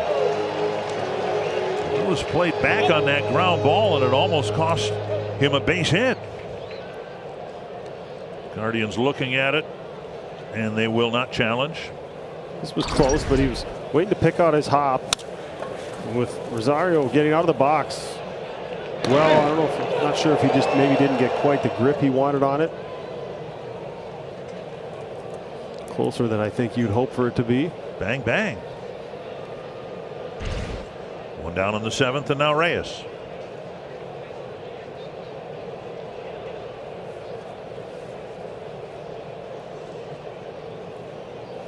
Down the middle, a strike. So with a guy with Franmil Reyes' speed, maybe you can pick out a hop a little bit more. As you see that little stop, he didn't want to get caught in between. He was waiting for that long hop. His initial reaction was to go get it and pick a short hop. Had a little topspin, came up on him, had to wait a little longer than he would have liked, I think. Still made the play. Breaking ball gets a swinging strike 2. Stashak hoping a to have a bounce back appearance. Astros roughed him up 2 2/3 innings, 6 hits, 3 earned runs, but prior to that he'd been awfully good for the Twins.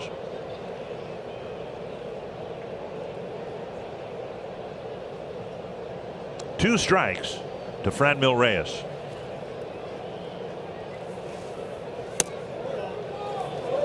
Just missed the outside edge.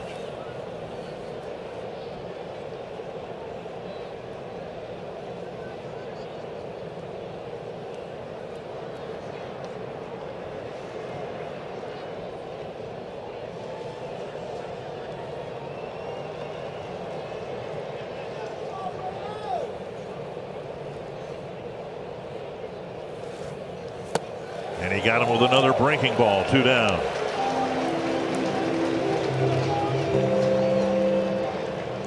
And that'll bring up Jimenez. This has been one area where the Twins have really excelled, is when they've had the lead. We talked about it last night. 7th inning on, they have not lost a game when they've led to this point in the season. And Stashak's done a nice job of adapting. We talked about it as well last time he was out there. More sliders than fastball. It's become a real weapon for him.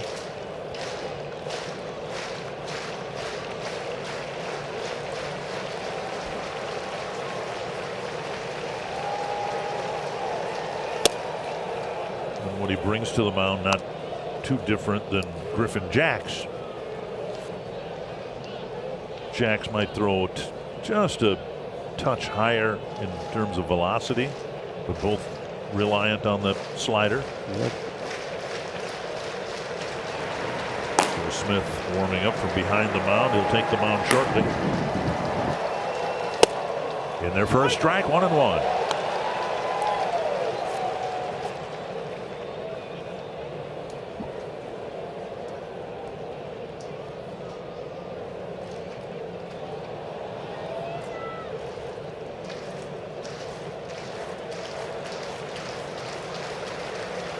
One and 1 to Jimenez.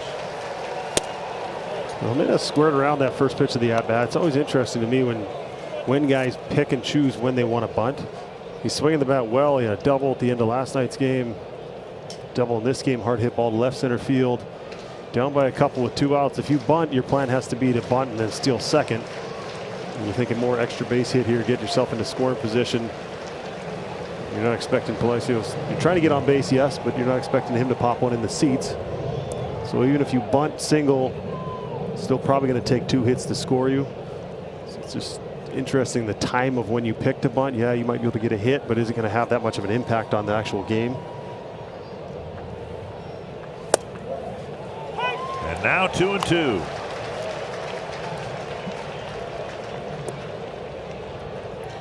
Stashak has 3 outings of 2 or more innings. And if he can get through this 7th inning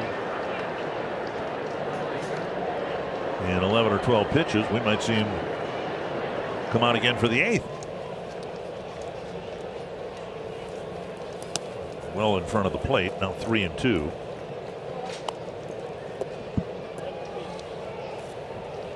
It's going to be interesting as the summer goes along, as those catchers are back there on those days where it's 90, 95 degrees and hot and humid. Another layer on top of you when you're already back there working hard. See how that pitch comm holds up. Start sliding down. If guys start fiddling with it a bunch, it becomes a distraction. On a day like today, perfect baseball day. Helps the pace of the game keep going.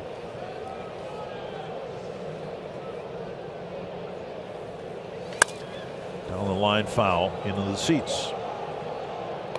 See, that's kind of what I'm talking about with him. The ball seemingly jumping off his bat. It's every time he squares, it sounds like hard contact, like he's getting the good part of the bat to the ball. Well, that bunt, maybe when you're stuck in a 2 for 20, more in play, but when you're kind of squaring everything up, seeing the ball well, and then putting yourself behind in the count if you don't get the bunt down. So we can't have it both ways. We say we guys want guys to bunt more, but full count. Half swing. Strike 3. A good inning for Stashak as he sets the Guardians down on just 13 pitches.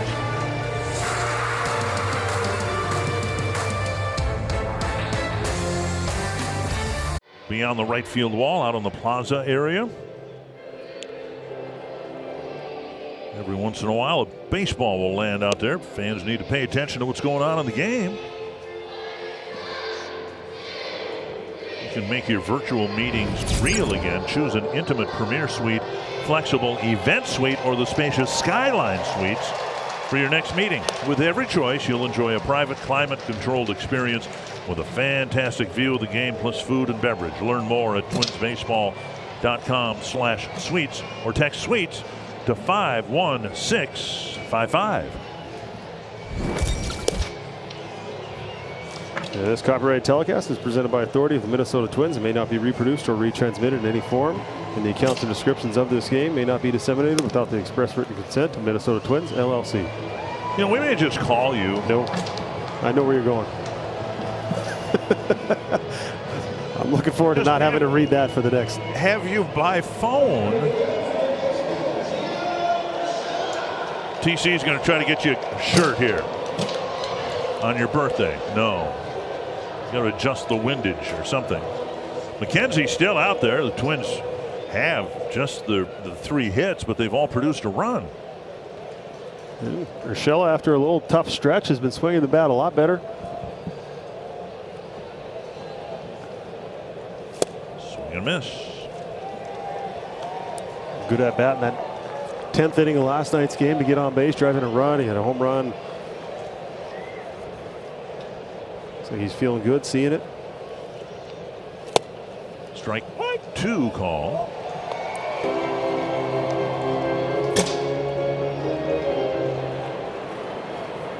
Eniel De Los Santos, who warmed up yesterday, didn't get in the game. Looks like he might pitch next for Cleveland. 1-2. McKenzie, 102 pitches his last time out. He's thrown the ball well. Just hasn't had a whole lot of run support. If he told you he was going to give you 6 innings, a 3-run ball, you would have been pretty happy before this game started. You assume with how well Cleveland's been swinging the bats that he'd be on the winning side of a decision. Right now on the hook for the loss. And Urshela swings and misses. And a strikeout for McKenzie to start the 7th. Now Nick Gordon.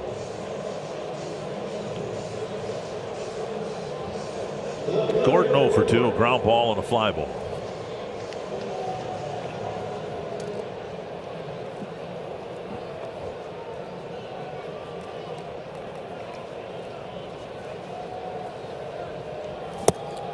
Swung on and missed.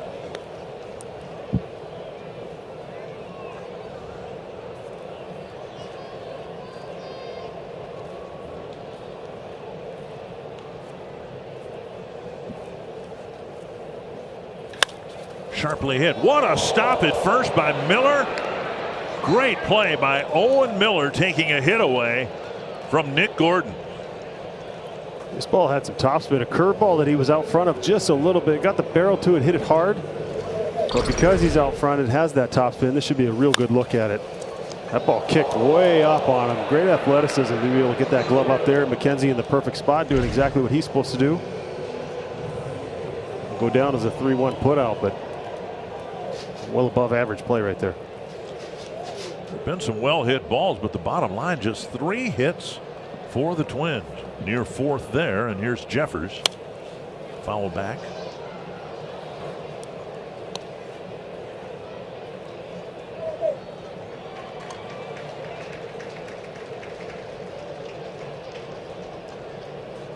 They're in the 9th inning in Chicago. The Yankees leading the White Sox 3-1.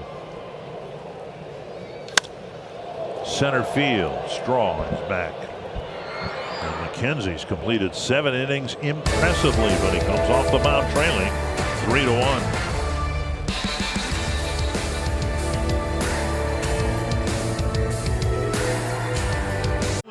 The need for speed. Join your fellow Top Gun fans at Target Field on Saturday, May 28th to celebrate this iconic movie during Top Gun Day. Special ticket package includes an exclusive Top Gun inspired Twins green jumpsuit cap. Get yours today at twinsbaseball.com/Top Gun. And I understand about that time a sequel to the movie's going to hit theaters. Joe Smith comes in to try to pitch his normal inning, and if it is a normal inning, he'll get his 3 outs. He'll throw about 9 pitches. He'll pick up a strikeout. He's been literally perfect. He's not allowed an earned run this year. Yeah, he's also been terrific at stranding the runners that he's inherited on base when he's come into the games as well. So he's handled every situation. A nice bounce back. A little rough start to the year last year, but Twins brought him in to do exactly what he's done. Maybe a little even more than what you had hoped for. He's done it. Not overpowering velocity. He's relied on movement, that lower arm slot, a fastball and a slider. By the time the hitters figure out where it's coming from, the at-bat's usually over. Palacios will lead off for Cleveland. First pitch cracked to right field, a base hit. Kepler hustling to the gap, and he'll turn and fire and hold Palacios to a single. And the Guardians, who had a leadoff double in the 6th and didn't score, try to build something now after the leadoff single in the 8th. I think Kepler's play in right field may be the most underrated part of his game. His ability to get around balls, put himself in a position to make a strong throw nearly every time. Saw it in the 10th inning last night, playing a ball off the wall on that goofy interference play. He just plays such a solid right. So dependable out there. When you stack him and Buxton next to each other, it seems like such a simple play, but he's a left-handed throwing right fielder, so he's got to make sure he gets his body in position to make a good throw. Lines his shoulders up to the target. Perfect one hop. This is not an easy right field to play. You got that overhang. We saw it on Jose Ramirez's home run ball. If that ball hits even a foot further or a couple inches further, hits off the limestone and kicks halfway back to the infield.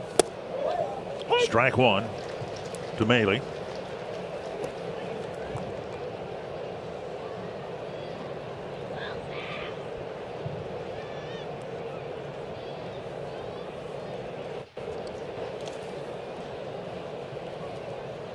Talking with Arise yesterday before the game about playing first base. He said the toughest thing is because all the different infielders the Twins have different throws to first base.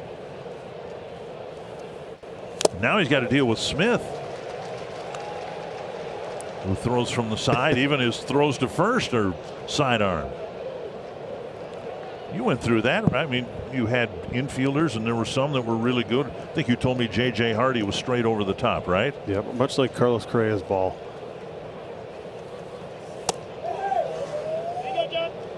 Get a good grip on it and throw it across here. Take a look at this one here.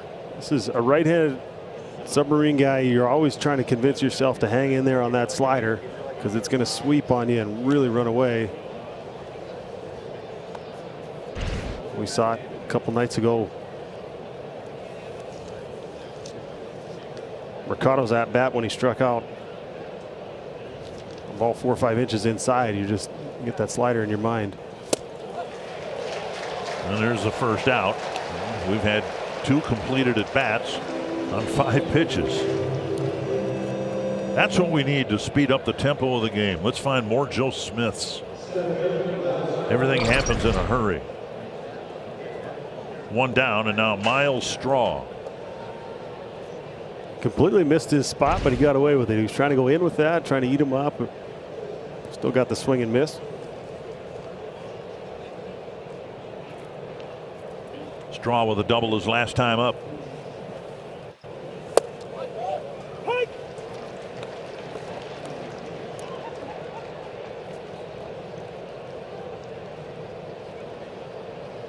No secret why things happen quickly when Smith's on the mound. He throws strikes. 6 pitches, 5 strikes. Gets the ball, gets right back on the rubber, gets himself ready to go.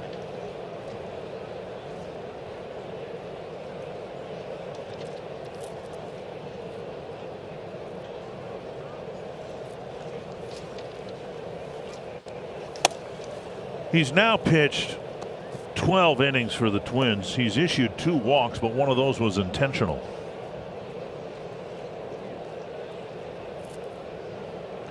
1-2 to Straw.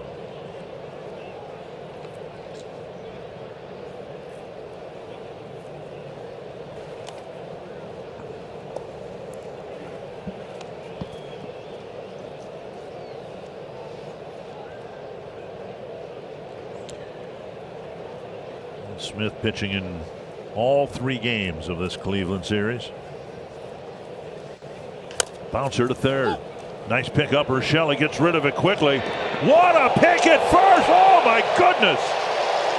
Urshela throwing out the speedy Myles Straw, and a great pick at first by Arise. They're going to want to maybe take a look at this, but look at this pick. He goes out there and gets it. He's going to be, unless he pulled off the bag, he's going to be out. But the ball got to Arise's glove in time, but look where the throw came from. well, this ball had topspin. He's playing a little shallower depth, respecting the speed of Straw. So he's got to go get it, throw this ball on the run, and that's about as good as play as you can see a third baseman make right there. We've seen him make a throw from the seat of his pants. We've seen him make some terrific plays. Started a huge double play in yesterday's ball game. And as advertised, he's a great defensive player. Runner at second, 2 down. Smith has gotten the Twins some awfully big outs in all 3 games of this series.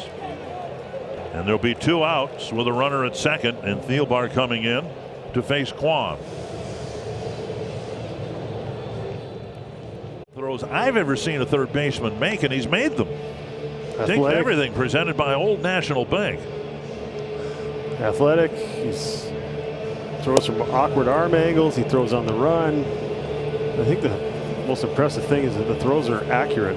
Yeah. I mean, he knew he had to bounce that ball. And with Straw running, who's got above average speed, I didn't think he had any shot of throwing him out. But terrific play. Now you got to finish it off right here.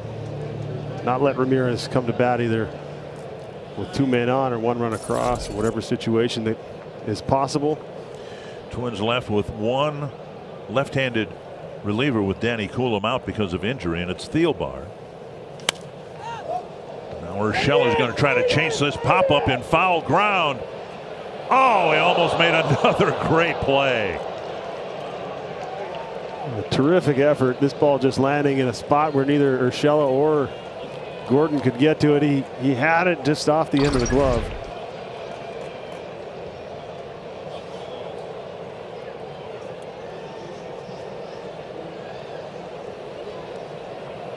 Nets are put there to protect the player or the fans, but sometimes they help protect the players too. Yeah, that might have been a Jeter face first into the third base stands like we saw a bunch of years ago. That hold them up. Like rain showers decided to fall, and now a fly ball left field. Coming in is Gordon. Twins bullpen getting it done here in the 7th and 8th inning.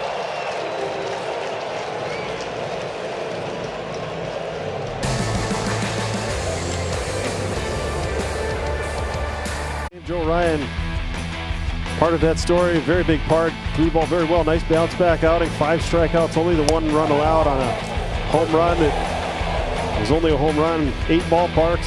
Gio Urshela continuing to stay hot. That home run stroke. 1 in yesterday's game, 1 in today's game. And then Byron Buxton, day off yesterday, back in the lineup today. 1 home run off the American League lead. He's been swinging the bat very well. I understand the Twins ahead 3-1. They've made all their hits count. Only 3 hits so far in this ball game, and Kepler with one of those hits, a 2-out single in the first to give them the early 1-0 lead. Cleveland tied it up, and some timely hitting and some terrific pitching. Even the home runs have come with 2 outs in an inning. So it'll be Royce Lewis who will lead things off for the Twins against De Los Santos, who finally gets into the series here. You weren't missing him when he wasn't in. He's been very good this year. He's got a good arm, upper 90s on that fastball, good slider. Strike 1, a breaking ball. Lewis, the #1 overall pick by the Twins a few years ago, the same year that Hunter Green came out. Green has really struggled for the Reds, but today Hunter Green pitched a no-hitter for 7 1/3 innings. He issued 5 walks. 1 of them came around to score. The Pirates won a 1-0 ball game without a hit.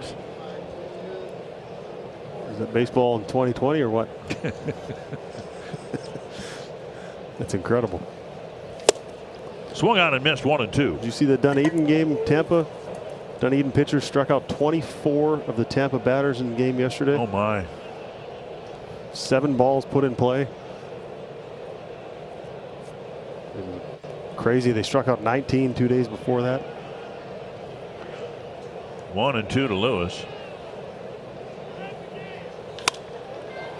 For Green, 117 pitches, which seems like a lot given the fact the young man's coming back from Tommy John surgery 2 years ago. But a step forward for him. And meanwhile, Lewis keeps performing at a very high level in the field, at the plate. 1-2. 2-2. It's a nice problem to have, but it'll be a problem, won't it, when Correa's ready to play? This is Rocco's been asked about this a few times. He said we'll make that call when we have to, because we all see in the game of baseball it's day to day with guys coming out of the lineup. Guys, you never know when another injury is going to pop up, and you don't want to announce anything before you have to. Looks like Pagan's going to pitch in all 3 games in this series. But he hasn't done anything to lead you to believe that he doesn't belong here. I can tell you that much. He's continuing to learn. There's some things that have happened along the way where young players are always going to make mistakes. As long as you're continuing to learn from them and go, all right, I'm not going to do that again, or I'm going to try not to do that again.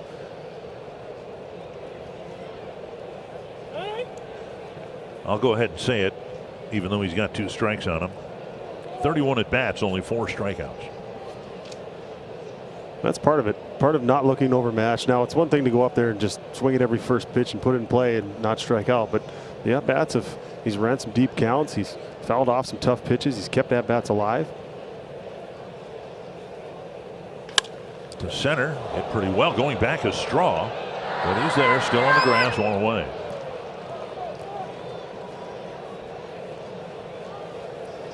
Now, he has not drawn a walk yet, but the 4 strikeouts and over 30 at bats, that adds to the belief that he's not been overmatched at all. 1 away, and now Buxton. 2 outfield flies and then a big fly. His 11th home run of the year. Still a pace of about 1 every 10 at bats, right in that range.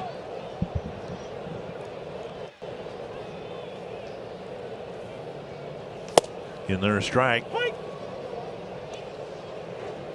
Be interested to see how the Twins play this 9th. Ramirez leading off the inning. You got Thielbar in the game. You'll let the lefty face and turn Ramirez around right-handed, where the numbers are completely different than they are left-handed.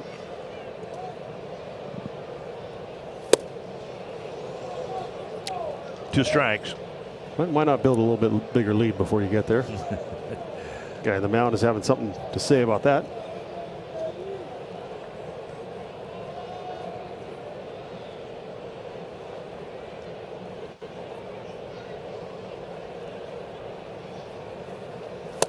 Just missed inside at 95.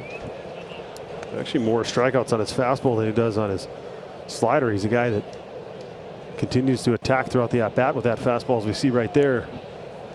Little mislocation, but mid-90s with a fastball.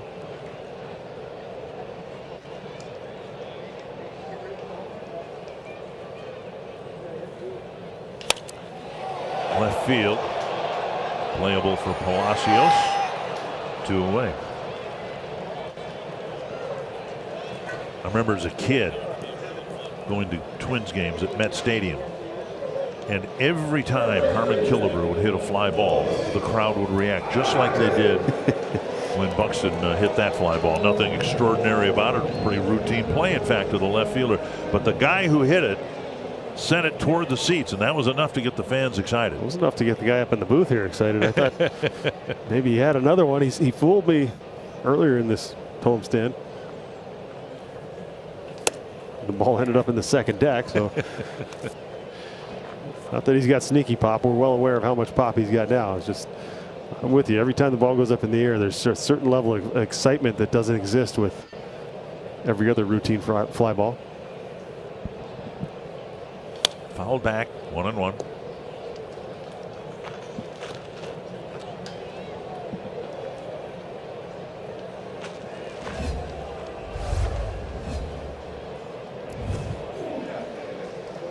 Since Buxton's home run, the Twins haven't had a base runner. McKenzie, main reason for that. 2-1.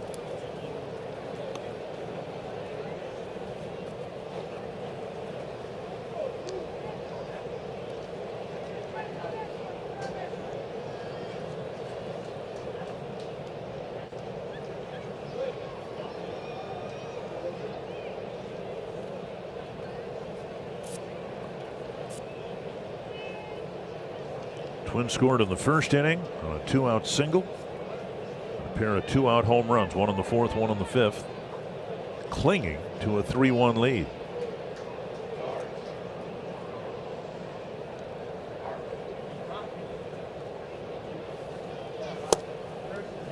Two and two.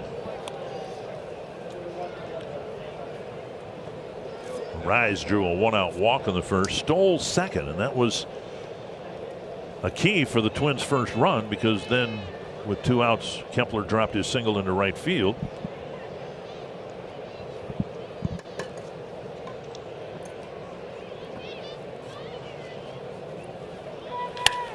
And now Rise pulls one into right field for a sharp single. That'll get Polanco to the plate. See if he draws any more throwovers over at first base.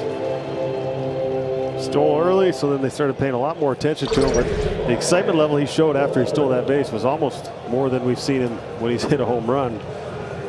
But he's as good as anybody in baseball at hitting the high fastball. You try and challenge him up in today's game. He's countered that because he's got such a short swing. He's so direct to the ball. He's not worried about lifting it. He's more up there with a line drive approach. That hasn't worked very well against Luis Arraez. Polanco with 3 outfield flies, 1 to the wall in right field in his second at bat. Squaring to bunt again and taking ball 1. I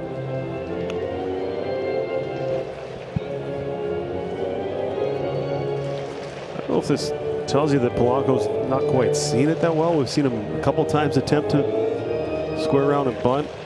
With 2 outs here, you'd like to, well, you get Kepler up there, yes, but take a shot at driving one in the gap.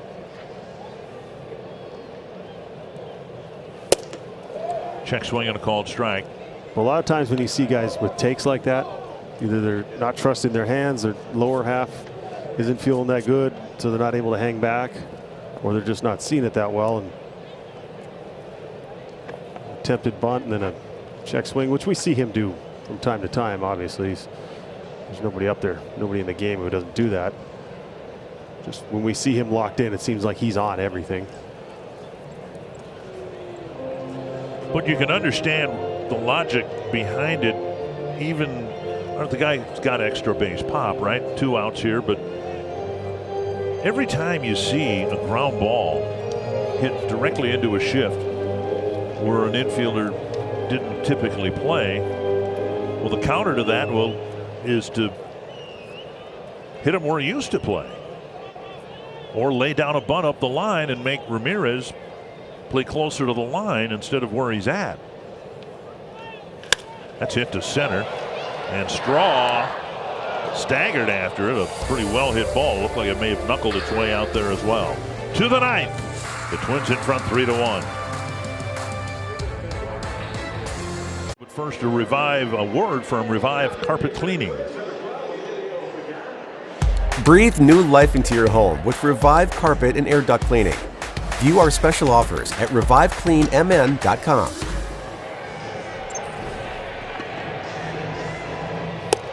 And Emilio Pagan will pitch for the third time in this 3-game series so far.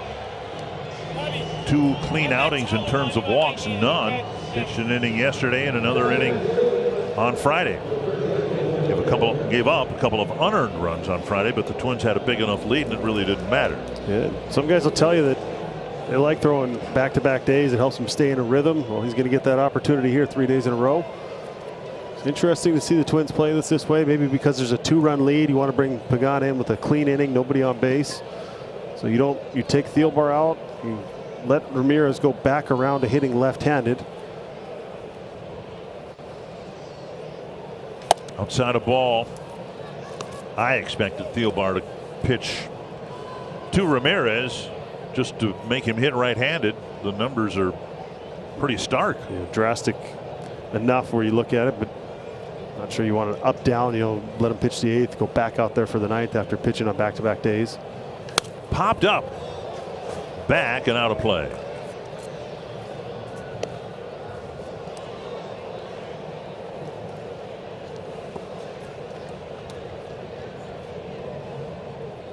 The first time all year that Thielbar's been asked to go back-to-back, so that first time, I think as much of anything, not just wanting to run him back out there after sitting in between innings. 1-2. Yankees beat the White Sox 5-1, so Pagan can pick up the save here. Twins will have a 3-game lead on both Cleveland and Chicago.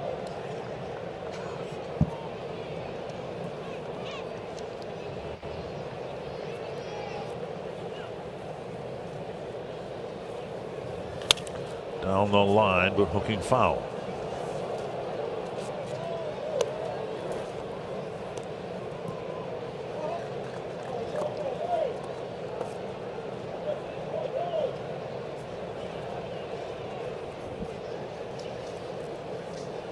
One and 2 to Ramirez. Miller and Rosario will follow.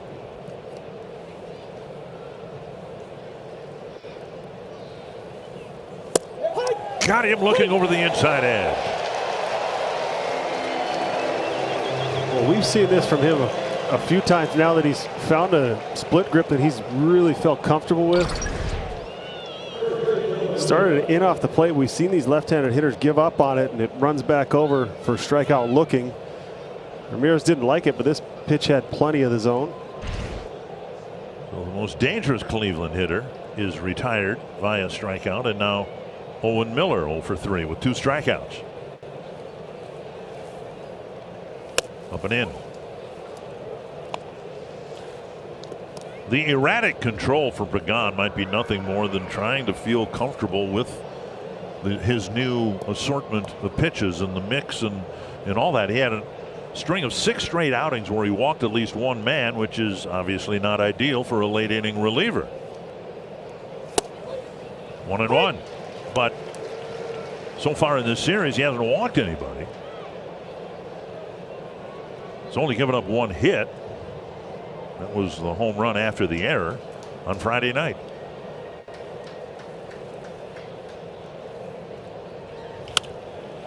Can he do it again?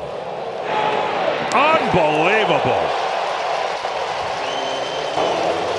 He has put on a clinic this year on how to play third base and how to deliver the most awkward throws on target. The fact that he fielded this ball cleanly on the short hop with the topspin that he had was just the start of the difficulty of this play. That nice pickup right there. Made it all the way in the air on this one. Look at the end of this play. Watch her rise. Little hat tip on the end. I think he loves to play defense maybe more than he loves to hit. It's a joy to watch.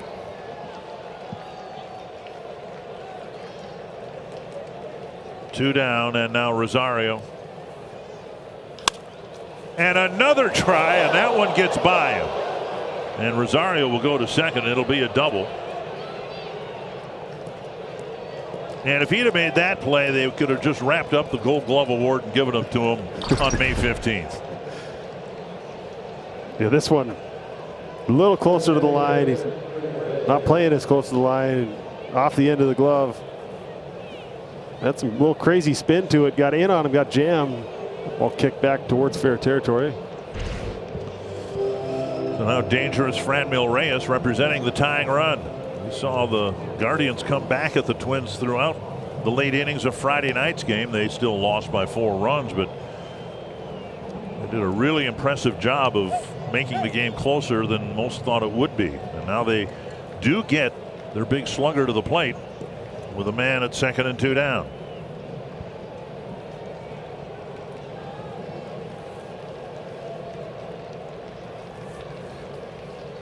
Tapper to short.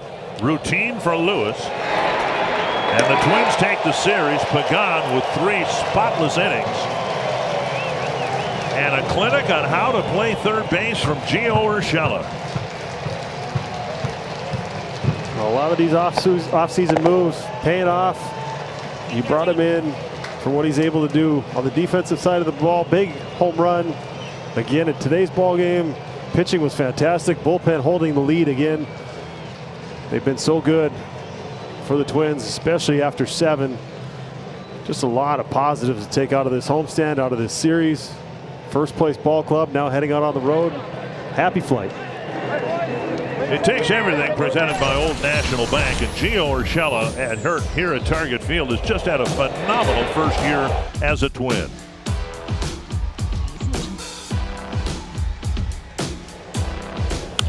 Well, he's making this look easy, and it is not that easy, especially from how deep he was on that ball.